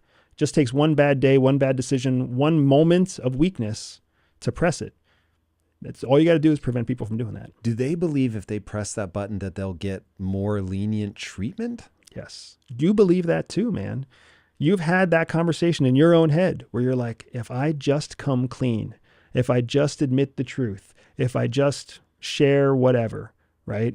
Then it'll be less bad than if I don't. There must be something true-ish about that.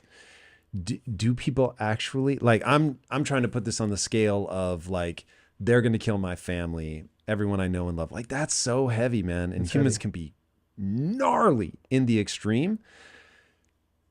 Do they actually get letter treatment? Or is this like a fool's errand? It's a fool's errand. It's when you're in a place where that's the risk, you've got it. Like, you have to look at everything through a lens of cultural norms, right? In a country where it's a norm to make a public statement through the mass execution of a family line, which is, that's a country where family name carries a lot of weight. Asian families, family names in Asia carry an incredible amount of weight. Japan, we were just talking, what is Japan all about? Honoring what? Ancestors. Everything. So to bring dishonor to the family name is such a heavy thing that the self-destruct button those people might press is execution, is just suicide. Whoa. You know what happens if your asset kills themselves? They stay secure, but you lose a source of information. So you can't let that happen, right? There's lots of different versions of a self-destruct button. The trick is, the mission is to make sure that they never think that self-destruct is the best option. It's always an option. They always remember that it's an option, right?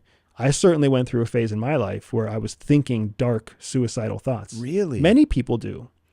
In CIA in that 13 to 25-year-old pubescent Andy, there was absolutely like dark nail polish, like I don't like my stepdad, my mom doesn't pay attention, my sisters are the favorites, I was running into racial issues at school. Like, there's all sorts of stuff there, and you certainly have those thoughts where you're like, what's the fucking point? Like, is this really worth? No one's even gonna miss me, right? Like, the amount of people who have had those thoughts is surprisingly large. It doesn't mean we take action on it, right? It's an option, right? It's not really a reset. It's not. You're not starting all over again. You're just ending what you have. When people are thinking about smashing the self-destruct button, is it normally to confess, or do people kill themselves? It's normally to confess. Confession is again, this makes me sound like just an incredibly horrible person. Confession is the worst of the two options from the point of view of an intelligence officer. Because if someone confesses, then they're no longer providing access to information. But they're also potentially admitting that you were the one handling them. So now that brings a whole world of pain on you. Plus, if someone starts to investigate you, then how long before they start to take apart the network that supported you in that country or in the field, right? Now all of a sudden there's like secondary and tertiary levels of risk exposure. So confession is our worst case scenario. We would rather an asset self-destruct or just go dark. Go dark meaning they just shut themselves off from the world. And I mean, it's still scary if they shut themselves off from the world because you don't know who they're telling what to. But we can control suicide, the blowback from suicide. We can't really control the blowback from somebody who confesses. Oof. Do agents, and I don't know if this is something that you can talk about, but when that happens, like the person goes dark, do agents like get me out of here? Like, is it extraction time? Usually it's extraction time, is what we would call a non-emergency extraction. An emergency extraction is like, no shit, black airplanes are going into the sky with boxes that have oxygen tanks, and you're like getting extracted, right? We think that your threat to life or threat to survival is imminent. So we need you out ASAP, right? We don't have time to tell Borders and Custom that you're going to be leaving. We don't have time to tell anybody. We're just getting you out. That's an emergency exfiltration. When we have a non-emergency evacuation or a non-emergency exfiltration, then you can go through the established lines. It's a race against the clock, because the question becomes, can you get across the border faster than the person who went dark can turn themselves in, submit your name, and the bureaucracy of the local police force can get your name to the border crossing agents, right? And sometimes, I mean, if someone goes dark, if someone goes dark and you've in 12 hours or less, you can get yourself across the border, you're safe. right? Sometimes it can be 3 days, sometimes it can be 2 weeks, and sometimes you're on a mission that's so sensitive that it's actually better to wait until you see signs that people are coming for you and then trigger the emergency exfil. Whoa. Right? So let's say that moment happens. Do you have like booby traps or something that you set on the door? I mean, this is like straight up movie stuff. Are you like papering the door, and if it falls out, somebody's been in? Like, what signs do you look for that somebody's coming after you? Yeah, so I'm going to stick to the unclassified version. Of course. So generally speaking, when you think that you're under scrutiny, what we call scrutiny or advanced scrutiny, you are looking first for some sort of active surveillance, because the dude who lingers too long outside your apartment.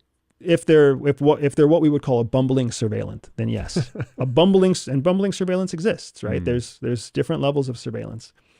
So let's reverse engineer. You've got an asset. The asset knows that you are getting their secrets. Asset turns you in.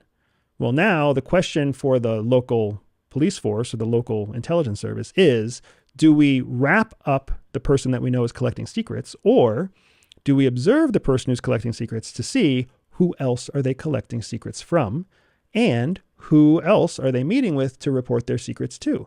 Because now you have the opportunity to unfold an entire network. It's a very similar problem to what the police have. Do you take out one drug dealer, or do you follow the drug dealer to find, the larger kingpin?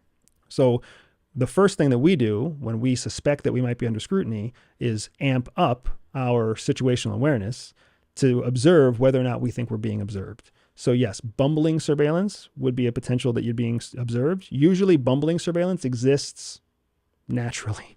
Like, there are countries where you just being a tall, wealthy white guy, as soon as you walk into that country, there's going to be some bumbling person who's always like 17 feet behind you with a newspaper walking around, just keeping an eye on you, right? For any number of reasons.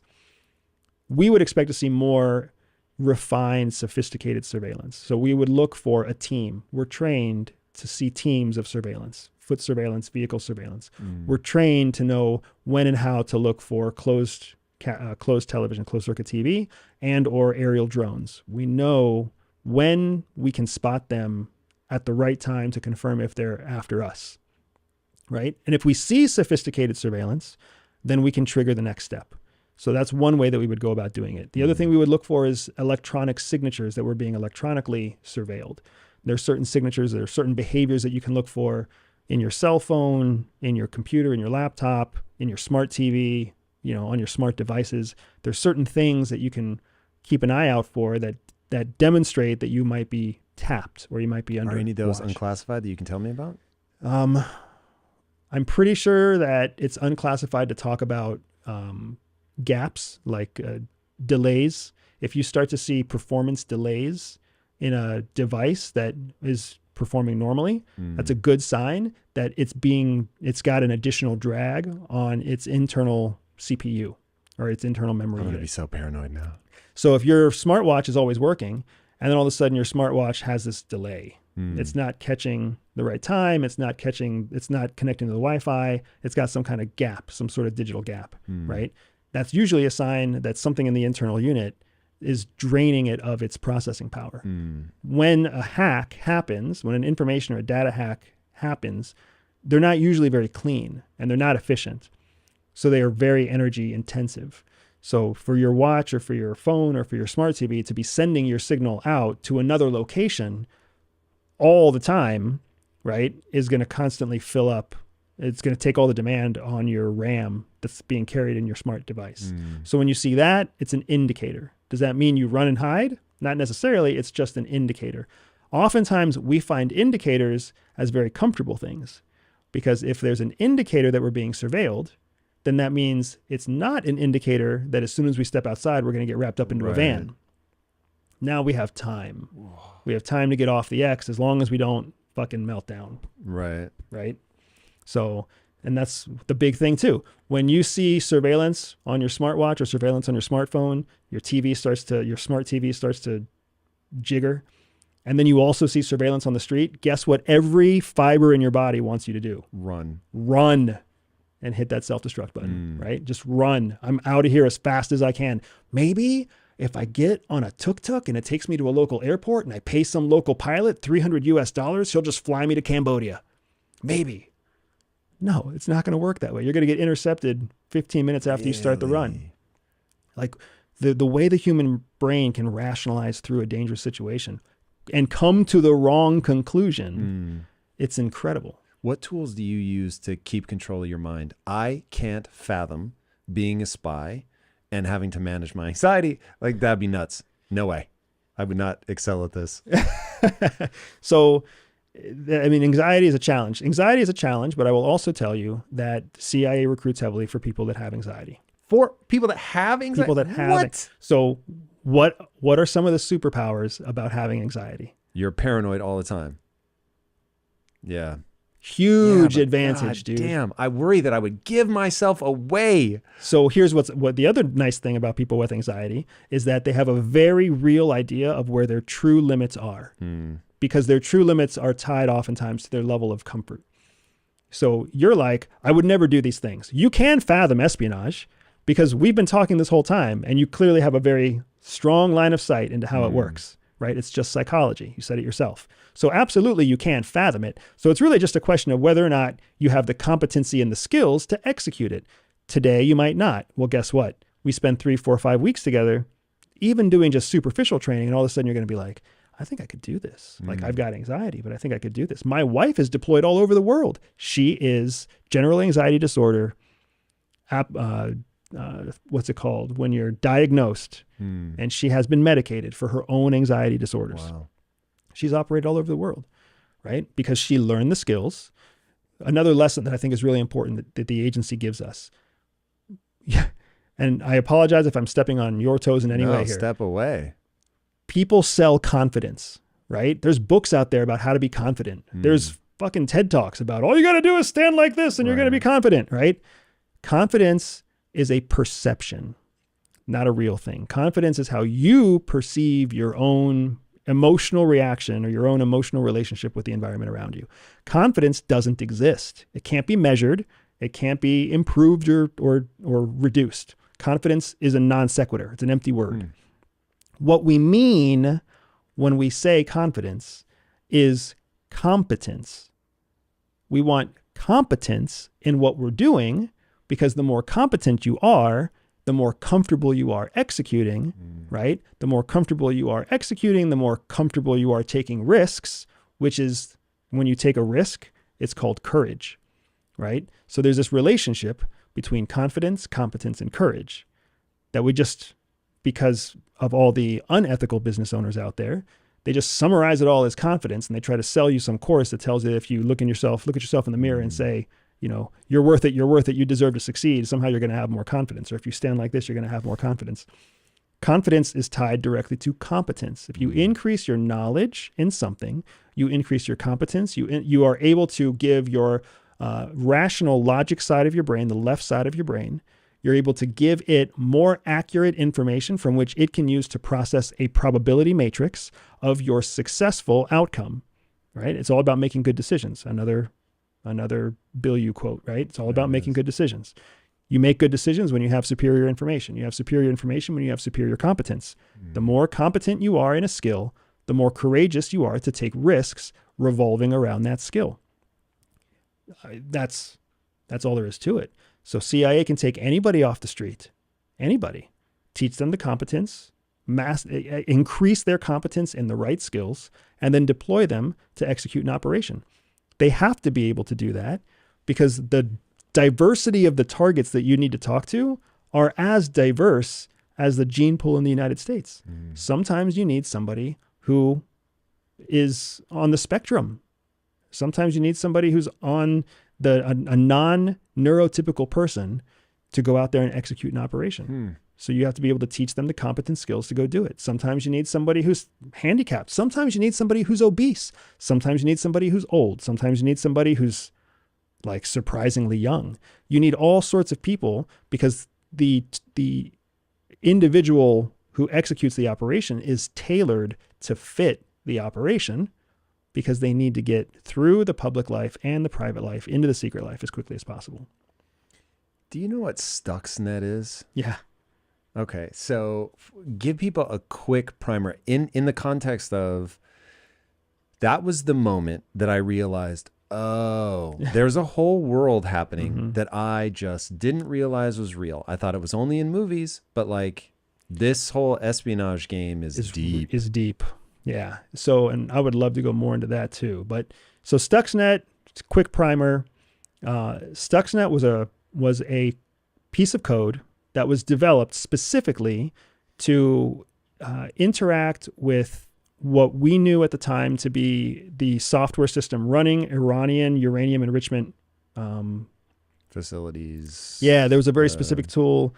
It was reactor? No. It's going to come back to me here. The what is it when something Centrifuge. The centrifuge word. That's the I just word. won whatever game we're Boom. playing. So Stuxnet was a piece of code that was designed specifically to interact with the centrifuge that was used to enrich uranium in Iranian facilities. That's what it was designed to do. It was deployed, it was successful, and then the Iranian facility connected those centrifuges with the larger internet. And when that happened, Stuxnet continued to propagate out of the Iranian facility and into the entire digital universe. So depending on whose story you read, right now, essentially every digital device that's been connected to the internet at any point since like 2007 is infected with Stuxnet.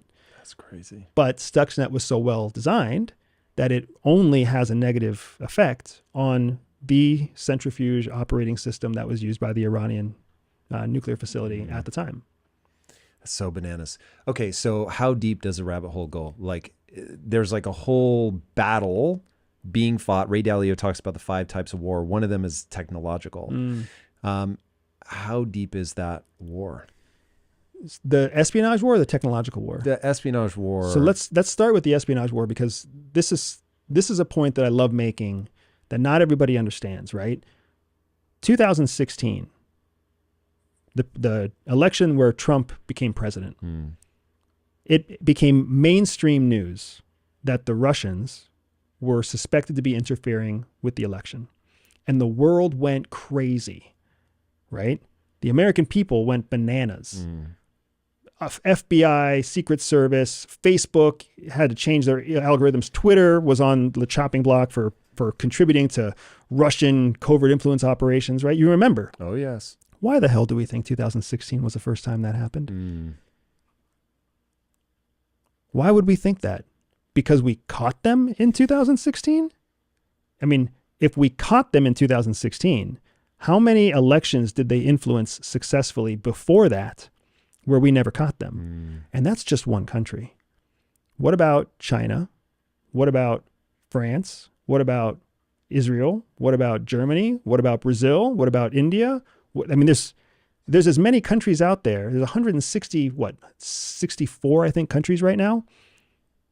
Every one of them has something to gain by influencing the outcome of the American election.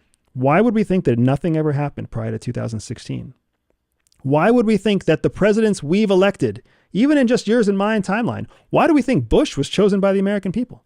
Why do we think Obama was chosen by the American people? Why do we think these people came to power of their own independent, uninfluenced, no foreign activity, hard work?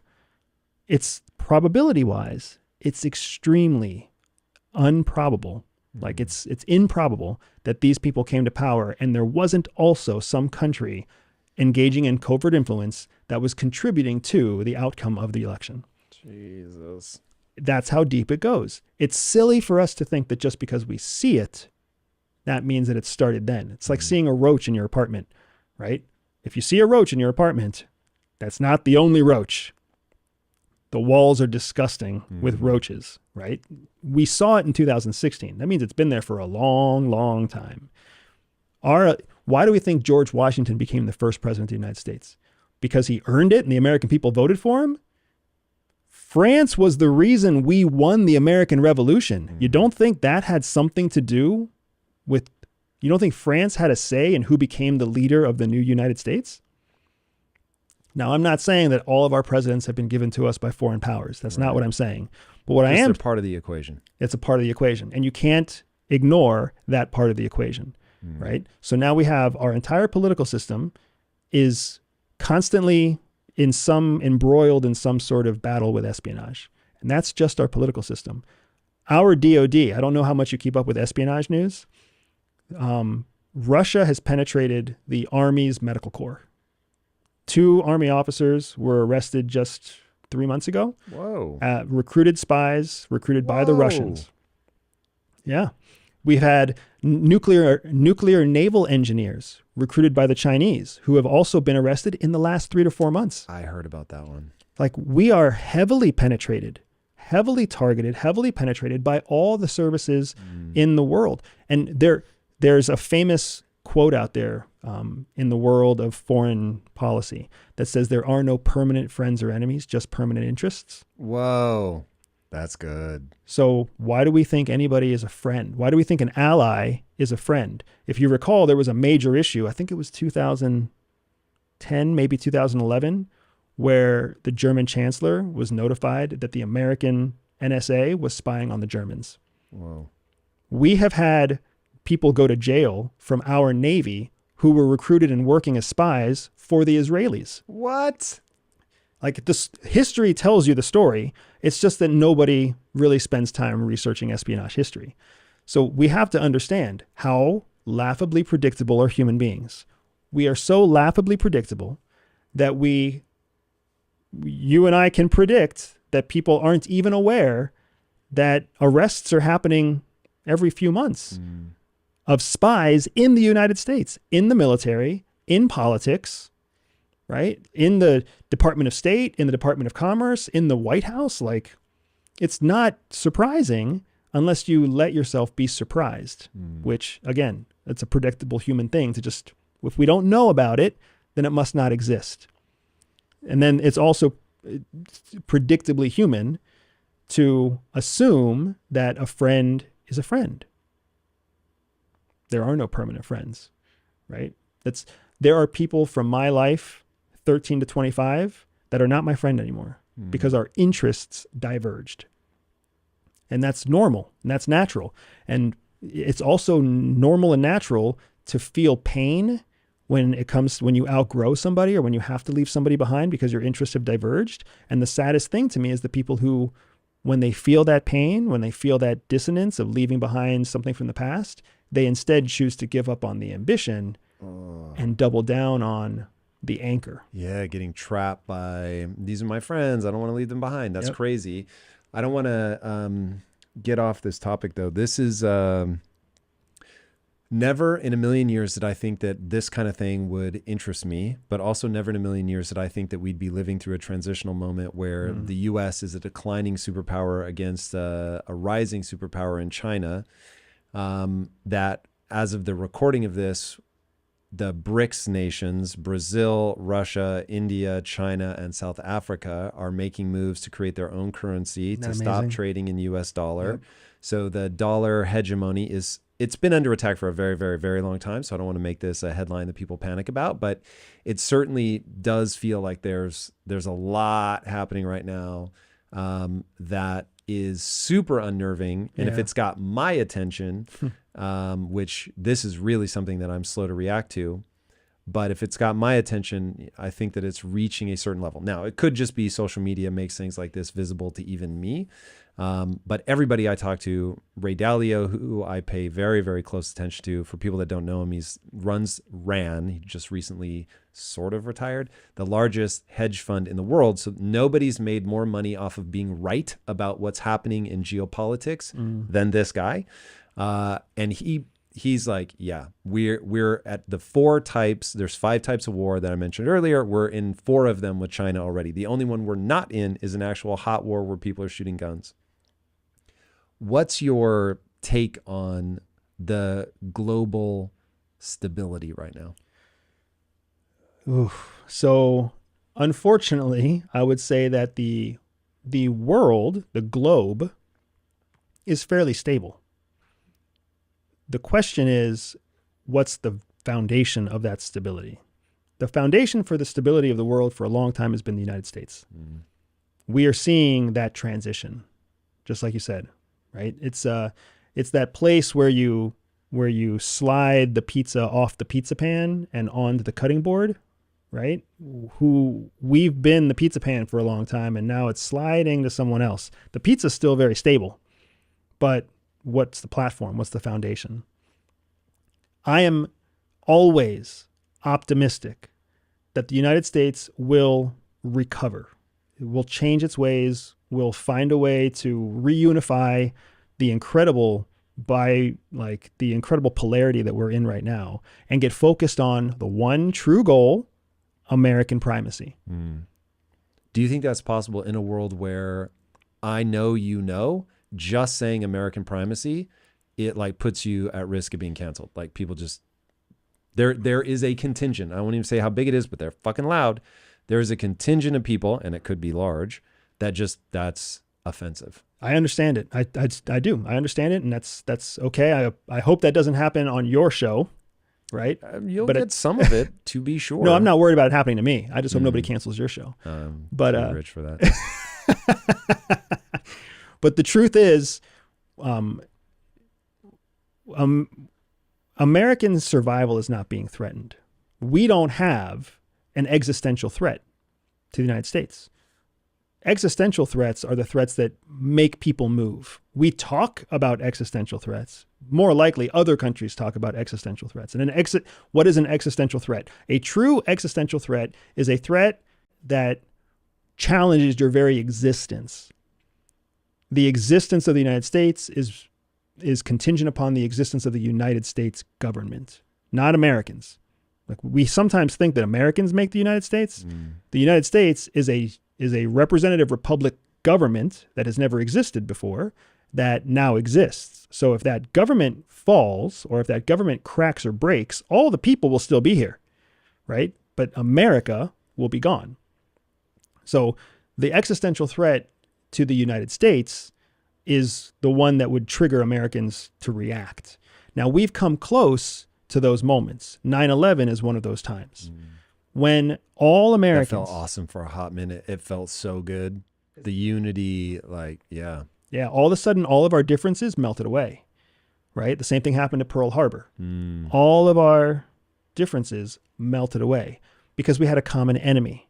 And we could individually see the existential threat posed to our country and our livelihood.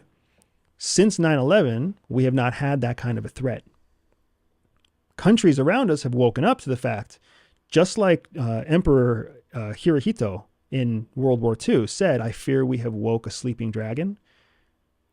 Our enemies have learned that Americans are slow to react. But when they react in full force.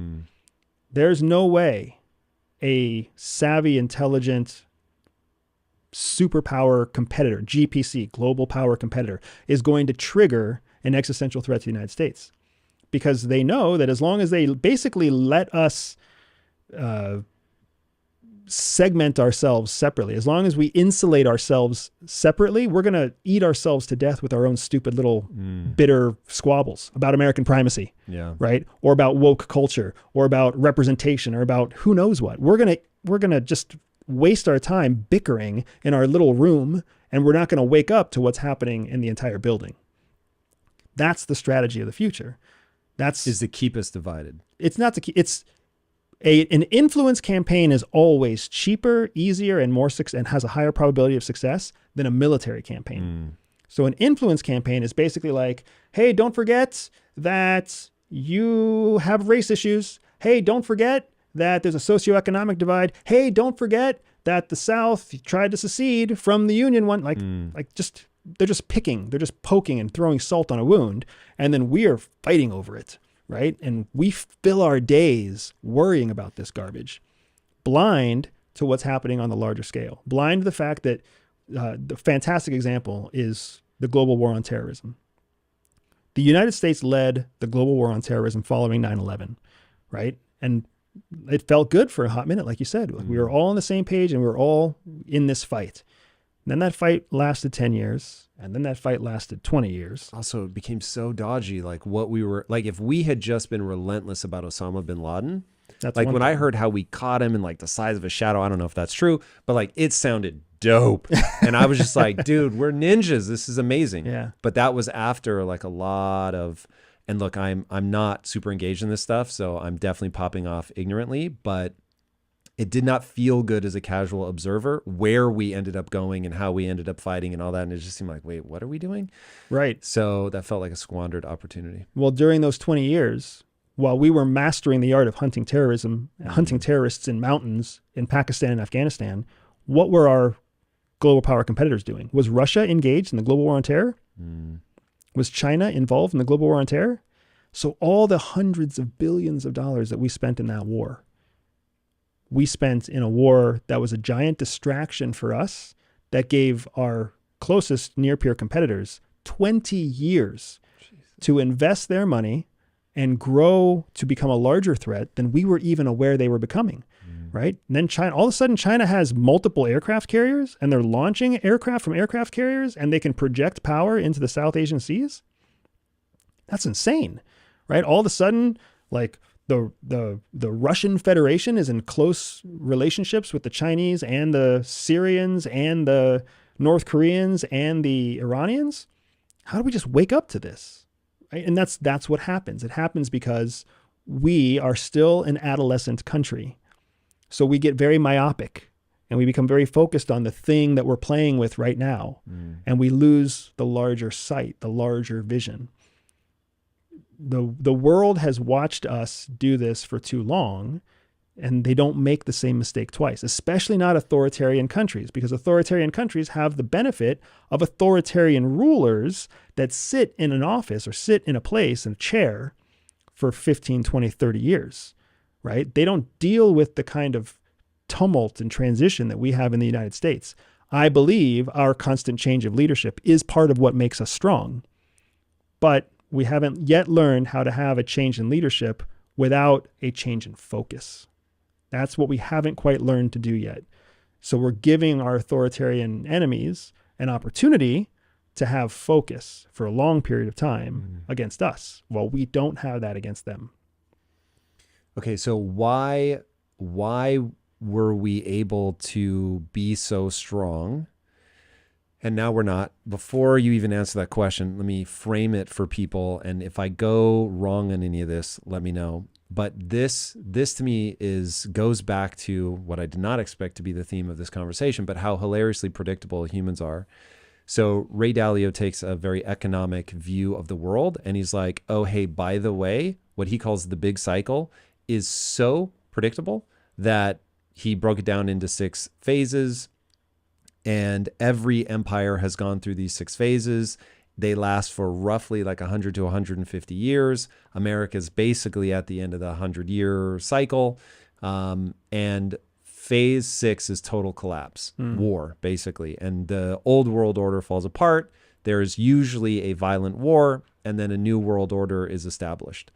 And we're like clockwork on the cycle from a money perspective, from a division perspective, like everything just lines up. So you have to have an internal populace that is divided. You need to get yourself over your skis from a debt perspective, which we've done. You have to start printing money like crazy, and there has to be a new superpower on the rise. Like it's the stage is set, and the stage was set in World War II, which is how we became the dominant power. To your point about waking a sleeping dragon woke up, but now we're in trouble. So that's my overly simplistic view of why this worked. It was sort of a fluke, not a fluke, but it was we hit the cycle at just the right moment when the British Empire collapsed at the end of World War II. Because of our geography, we weren't destroyed by bombs. So we come out of the war pretty much unscathed. So we ramp up all of our production capabilities. We absolutely crush it. We help win. We create the nuclear bomb. Just a lot of things come together. And so then we're established as the world reserve currency. Because it's not like we weren't divided before then, but we got to really enjoy a hot minute of prosperity. Does that seem like the right breakdown of why we could overcome our differences previously and now we can't? Like, how do you? Yeah, I don't think it's wrong. I don't think it's wrong at all. I think that it's interesting to me because it sounds like Ray Dalio, one of the reasons you respect him so much is because his analysis is based in economics. And he's put his money where his mouth is. Economics and economists have long been viewed as the true predictors of future prosperity. At CIA, we lean heavily into economic studies. Economic experts, economic analysis, the law of economics, because the law of economics is that of the law of scarcity. One of the first and most underrated economists out there was actually a Soviet economist, a guy named Kondratiev. Kondratiev created what's known as the Kondratiev wave, the Kondratiev cycle. That cycle essentially puts us, it explains the pattern of interstate conflict or intrastate conflict, where countries compete, actually go to war with each other. And it puts it on about a 25-year cycle. 25 years to a peak in conflict, 25 years to a drop in conflict. And then as the wave continues, like most waves, the actual peak of the waves expands. So it goes from being 25 years to 25 years to then 32 years to 32 years. And you start to see this longer, slower wave, right? But it's still a wave, form. The next peak of conflict, according to Kondratiev's wave, against the United States' point of view, happens in about 2024, 2025. Oh, great. So we now have multiple economists basically saying that there's a peak coming, a peak of conflict coming. And that conflict for the Kondratiev wave is a peak of popular conflict and unpopular conflict. So we're coming off of an unpopular conflict, right? Afghanistan and Iraq largely turned into an unpopular conflict at the end, right? And the wave between when that started and when the next wave is coming is right in that 25-year mark, right? So according to Kondratiev, we are not only coming up on a period of conflict, but it will be popular inside the United States. So people will rally behind that conflict. That doesn't mean we're going to win. That doesn't necessarily mean it's going to be in our best interest, but it does mean, to your point earlier, that we might see that moment where everybody kind of comes together again. I think part of the reason that we were able to be successful was because of the same rules of economics that you laid out from World War II. Our country, hugely unpopular. Western expansion was hugely unpopular at the time. The Civil War, nobody wants to see the Civil War again. Most people would say the Civil War was a traumatic and horrible, loss of life. At the time, there was no other option. Abraham Lincoln had no option except to pursue civil war because he knew that the presidents before him had been working to create a single solitary nation that had national security from coast to coast. We can say it was a fight for states' rights. We can say it was a fight for slavery. We can say it was a fight for lots of things. And those are also true, but they may not be the number one reason why the Civil War was so important. The Civil War was so important because we needed to remain one unified country from coast to coast to have American primacy in the long run. American primacy is a concept that was created by Alexander Hamilton. Really? American primacy is not new. There's an entire society out there called the Alexander Hamilton Society that's focused on preserving the ideals of Alexander Hamilton and the founding fathers, who all believed that a strong United States meant a strong world because they saw and lived through the oppression of living under a monarchy, right? If you look at the top 5 wealthiest countries in the world right now, the top 5 wealthiest countries in the world, 2 of them are democracies. The other 3 are monarchies, right? So the idea that democracy is the solution to all wealth and success hasn't really been proven yet. We're still outnumbered by monarchies, right? So what does the future hold? The future will be conflict is coming. Multiple economists have pointed to it. You can see the writing on the wall, what my wife and I call the writing on the wall. Conflict is coming. What will that conflict look like is the bigger question. You talked earlier about how, you and I might be of the same ilk when it comes to, are we already engaged in World War III? Is World War III coming up? What will that World War look like? There is conflict coming. There is no reason for us to think it will look like it looked in World War II. If anything, conflict has proven to us that it evolves and changes just like technology and just like human thinking, right? but it's still predictable because it takes human beings to wage war. I don't think I'm answering your question very well here, but this is where my brain goes. Stage. So my question is, do you see this as a conflict with China? Does it become open warfare? Is this going to be over Taiwan? Or the Russia-Ukraine thing spills over into something? How do you see this playing out? So my honest anticipation, what I expect will happen is that China will make a legal move on Taiwan. What China did in Hong Kong was legal first. They changed the laws in Hong Kong. They changed the laws in China, which then changed the laws in Hong Kong, which made it legal for them to go in and take Hong Kong by force. In 2019, right before COVID hit, the whole world watched, and it happened. And the whole world complained and threw a fit and leveraged sanctions and said it was unfair and unjust and everything else. And then the Chinese did it anyways. And now here it is 2023, and most people don't even remember what happened in Hong Kong just 4 years ago. Now they're watching what's happening in Ukraine. Now in Ukraine, some people say that what happened in Ukraine is that the world rallied behind Ukraine by giving them weapons and giving them training and giving them resources. The most limited resource in Ukraine is Ukrainian soldiers. It's not tanks or guns or howitzers. The thing that will run out first is Ukrainian fighters. That's like, it's a shame to me to watch what's happening because the Ukrainian fighting force is putting up such a valiant fight. They're doing everything they possibly can to equip every warfighter to be worth 10, 20, 30, 50 Russian fighters, right? But that's their most limited resource. They're not going to be able to create more Russian fighters in the next 3 to 5 years. You can't turn a 5-year-old into an 18-year-old.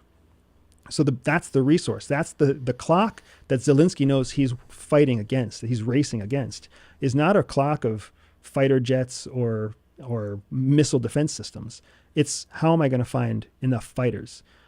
And NATO and the West know that they don't want to put their boots in Ukraine fighting the Russians, because that's all it would take for the Russians to basically say, hey, NATO allies are killing Russians, so now Russia can kill NATO allies. And because Russia is a nuclear power, they essentially have the same the same trump card that we had in World War II. So nobody in NATO wants to mess with that trump card, because when you have an animal cornered, it does amazing things, right? So what I see happening is China will make a legal move on Taiwan. What legal play do they have with Taiwan, though? They have a number of legal plays. First of all, do you know what the official American stance is on Taiwan? It's something like we're not going to do anything, but don't touch them. It's so bizarrely vague. Yeah, it's called the One China, Two Systems policy. Essentially, in the eyes of American policy, Taiwan already belongs to China. Interesting. So then China also has acknowledged with Taiwan, you have your own system, but you're still part of the mother country. This is Hong Kong 2.0. Hong Kong 2.0. And over the stretch of 80 miles from coast to coast between southeastern China and Taiwan. So it's sticky, man. If China makes a legislative move that basically forces the Taiwanese system to then say, you are now communist, right? They could have the legal foundation to do that. And then a legal attack is very similar to what they did in Hong Kong. That goes to court systems. That doesn't go to bullets, right? And then when the legal system starts to go in their best interest or in their favor, now China has legal grounds to basically have Chinese police officers enforce Chinese law inside Taiwan. This whole process, what the hell is the United States going to do? There's no missiles, there's no guns. You can drive through the straits all you want. It's a legal issue. It's not a military issue. So I anticipate China making a legal move on Taiwan that will be supported by key members in the UN. Why? Because how many of the BRICS are in the leading countries in the UN? All of them, right? If you look at the Ukrainian conflict now, the news media oversimplifies everything. So media says that the UN passes resolutions that condemn Russia. That's true. And the UN passes resolutions with a large majority. 140 countries, condemn Russia. That is also true. What they're not telling you is that the countries who are not condemning Russia are the largest, wealthiest countries in the UN. China is not condemning Russia. South Africa is not condemning Russia. India is not condemning Russia, right? Even inside NATO, you have Belgium and Hungary who are not condemning Russia. Really? So even NATO is not unified on this. Whoa. Right? China's seeing all of this, and China's seeing it for what it really is, not for what American media is telling the American people it is. And the American media isn't, they're not trying to, they're not trying to lead us astray. They're just trying to run a business. They're trying to get people to read their newspaper, click their links, see their ads, so that they can pay their employees the next pay cycle. It's all the media is trying to do. It's not, they're not trying to lead us down the wrong path. So once there's an administrative takeover in Taiwan, China has all the rules that all the cover it needs to basically just start shipping National Guard troops, police officers, even military units over to Taiwan. And now Taiwan belongs to China in a bloodless war, very similar to the bloodless coups that we've seen multiple times in places like Thailand or all over Southeast Asia, right? That's how I see it happening. And I see it largely happening in the lead up to the 2024 election, because China is going to benefit from a very confused American base. Will be peak division. During peak division and electoral cycle. Wow. That's so distressing because that feels very plausible. Okay, so we have a lot of business interests there. So what will our reaction be? Because my first thought was our reaction will be, oh, maybe that's the best way for this to happen. We can be like, we don't have to go and commit our American lives to it. They did it just like Taiwan, just like Hong Kong, where we'll, rant and rave and say this is a problem and how dare you and sanctions. Yep. But ultimately be glad that we're not sending people to die. But do we have enough business interests there that, especially in sensitive areas like chip manufacturing, where we can't let it go? Our business interests with China are significantly bigger than our business interests with Taiwan. Wow. Taiwan has the market cornered on semiconductors, but that's not just for the United States. They have the market. They have like 98% of the market share in semiconductor manufacturing. Who designs the semiconductors? We do. We have all the IP. They just have the plants. That's why one of the big initiatives in Biden's CHIP Act is to actually bring TSMC, I forget the name of the country, or I forget the name of the company, the main manufacturer in Taiwan, to actually bring them to the United States. So they're trying to build manufacturing plants for the Taiwanese company here in the flyover states in the United States, so that we can just bring that tool. God, this is going to be a fascinating stateside 10 to 20 year period. Absolutely. You just nailed it right there. It is going to be a fascinating decade to 2 decades in the future. So that's what I want to focus on. That's what I encourage my clients to focus on. It's not about what happens now or in the next 2 years. It's about what are you going to do so that your family, your business, your financial legacy, your individual legacy is safeguarded for what the world could look like 10 to 20 years from now. The world could look like the United States is still the economic and military superpower. It could look like that. So you may not have to change much. But according to economists, by 2033, China will be the economic superpower. That's not far away. If we print money like crazy, then we could not go to zero, but like every other superpower before us, you really get knocked for 6. It is not a minor thing that happens. Right. And then you lose your ability to print your way out of things, which then you go into austerity. Now you look like England post-World War II, which, hey, England's amazing, but they definitely had some rough years, and they're certainly not the global superpower that we are now. But I've sort of always imagined us falling into the number 2 position, where we still maintain some real might, that we have massive influence in other parts of the world, that there will almost certainly be parts like Europe, and look, they're an economic mess, but parts like Europe that are going to be far more aligned, most likely, certainly culturally, with America than they would be with China. And so you get sort of a more like Cold War-y vibe, where Russia was a huge player. For anybody that's too young to remember, Russia was a beast when I was a kid. Now, we didn't know that it was a bit of a paper tiger, but like they really, they mattered on the global stage, and I imagine will still matter. I think you're asking yourself the right questions, right? Knowing that humans are laughably predictable, if China becomes the next global superpower, what is the laughably predictable thing that would happen next? Right? The most predictable outcome is that China would take the number 1 spot. We would fall to the number 2 spot. Who's always everyone's target? The guy in the lead. So right now, the world is unified that the United States is enemy number 1. Even if there are allies, we're still enemy number 1. You think NATO likes the United States?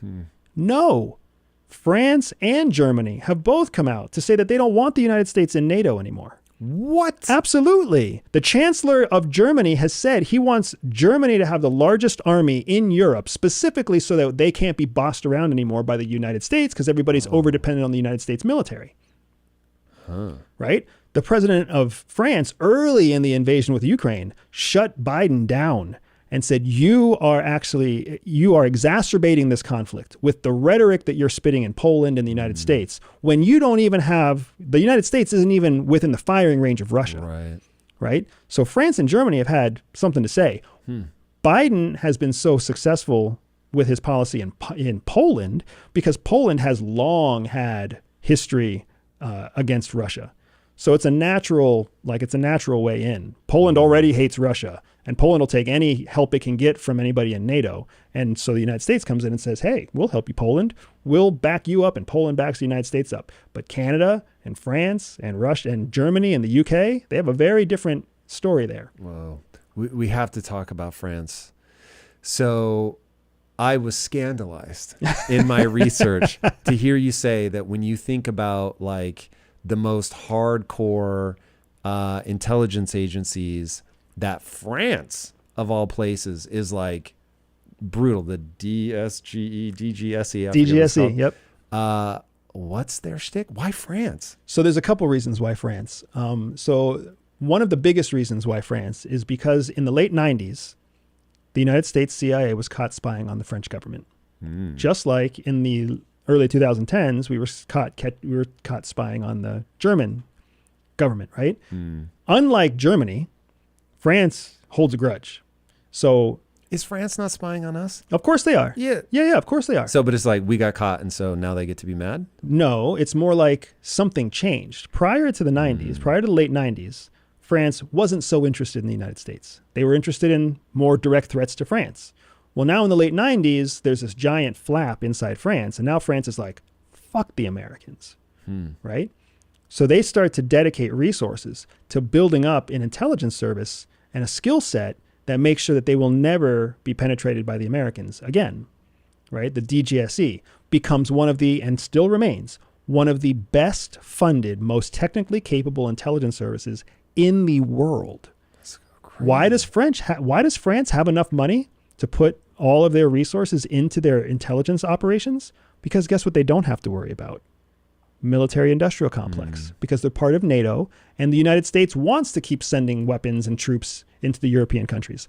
So the United States has basically bought its influence in NATO by forcing Europe to prioritize, or giving Europe the opportunity to prioritize their economic growth in other avenues besides military industrial development. That's why most of the militaries in Europe are very weak and very small.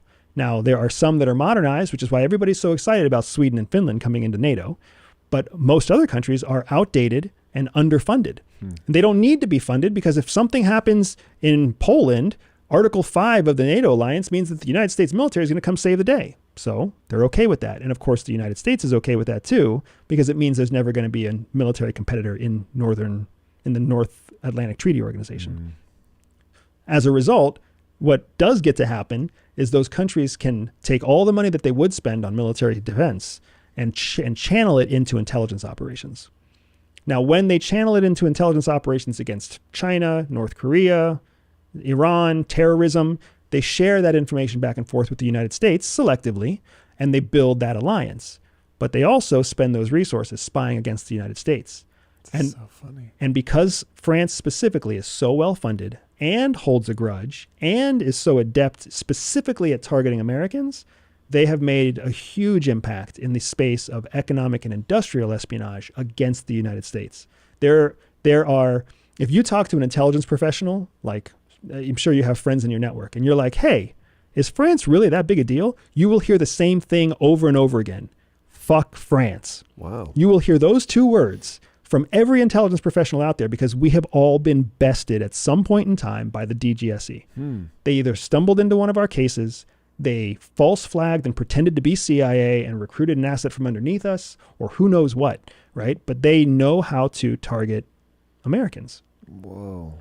And nobody knows they even exist. It's the perfect kind of clandestine operation.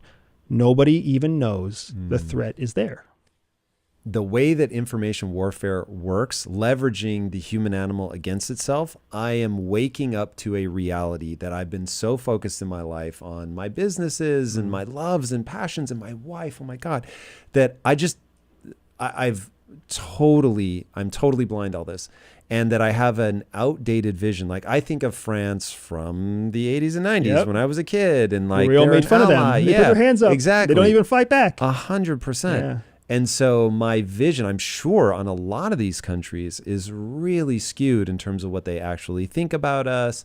Because I remember there was a lot of that grumbling when the World Trade Center first, not 9/11, but in the 90s, when they first bombed it, where it was like, there are people in the world that hate Americans. I was like, say what? Like I had completely, my own sort of insulated vision of America and just we export culture and America's so great. And who wouldn't love democracy? That was the first time where I was like, whoa, wait a second. Like people don't actually want this. And that is, so in recent years, I've been reading a lot about totalitarian states, communism, and like what that really looks like in practice. And it gets real scary real fast. And so looking at Mao's China, which is like anybody that wants to have their brain absolutely melted, there are 3 books that I recommend that you read where you can see just how terrifying humans can be. And that is Mao, The Unknown Story, The Untold Story. I can never remember the exact, but that. The Gulag Archipelago, about the Gulag system in Russia. And then The Red Famine, which is about the Ukrainian famine. Those 3 books will show you the depths of human evil. Like, I don't know how to, like it, that's really, really unbelievable, like what went down. And then when I was thinking about China, and it's like, but ultimately, like that is born of the people. Yeah. Like that is the natural outcropping. Now look, it may come and go, and maybe it's just born of the people right now in this moment, and maybe that won't last, but like it is the system that they don't overthrow. That would be the right way to say it, because they could at any moment. Like if the people really don't want it, they could overthrow it, and they don't. And so that was the eye-opening where I was like, oh wow, like the rest of the world does not think of democracy, just to keep it simple, the way that I do. Yeah. And honestly, now I'm beginning to wonder if even kids growing up now think of democracy the way that I do. And if demographics are destiny, I get a little unnerved because I am in the process of formulating my opinion about this. So a lot of what I have is emotion. So going back to your early things, that we are emotional creatures and the way that we feel determines what we see. A lot of the emotion that I have not solidified into an updated worldview is I'm very unnerved by the amount of division in the country. And I don't see, knowing what I know about humans, I don't see how we get back on to coming together without massive suffering. Now, with enough suffering, we will, but I don't see how we'll come back together without just a tremendous amount of suffering. I wish I could disagree with you, but I agree with you. Not only would it take a tremendous amount of suffering for us to reunite, but our biggest threats right now are also aware that as long as we don't suffer, we're not really going to unite. So they can just execute, as long as they can execute cleanly on a consistent vision, they will. Because you know what we cannot do? We cannot execute cleanly on a consistent vision. Yeah. And I believe in the American experiment, and I believe that the world is safer with the United States being the global superpower. But I also think that the world hasn't come to that conclusion on its own. So maybe what we need is a different global superpower for a while before the world is like, you know what? Maybe we don't like this, right? Maybe we want to return to another system. God, I hope it doesn't come to that. I hope it doesn't come to that either, because you and I won't be here for that. My kids will be, right? My grandkids will be the ones going through that transition. And that's not going to be a pretty transition. And who knows? It's the thing is that, again, knowing how people work, we are hardwired. Human beings are wired to survive. We are not wired to thrive. We are wired to survive. Ouch. Ouch.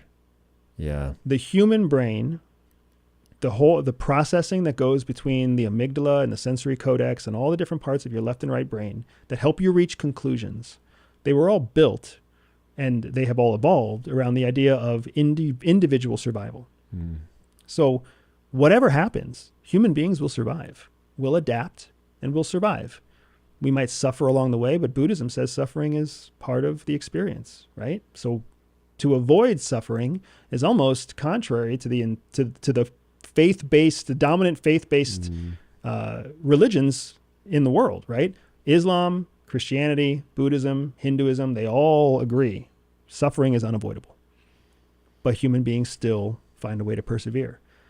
I would love to not have that happen, but if I was in charge of any country that didn't want the United States to be the new global superpower, I would just let the United States continue to pick at its toenails like it does right now, right? We're the fat dude in the corner picking at our hangnail while the rest of the world is working out, exercising, getting smart, and getting ready to go to war, right? On that uplifting note, Andrew, this was amazing. And if we weren't out of time, I would keep going and going and going. I have thoroughly enjoyed this. Where can people keep up with you? I've had a blast here, Tom, too. You can find me anytime at my website, everydayspy.com. If you go there, it'll have links to everything else. I love it the most. Everybody, if you haven't already, be sure to subscribe. And until next time, my friends, be legendary. Take care. Peace. If you want to learn how the future of our economy will shape up in the next 12 to 18 months, check out this interview with Ray Dalio. Talk to me about the three forces that you see that are influencing this moment. We've got banks collapsing, US dollars on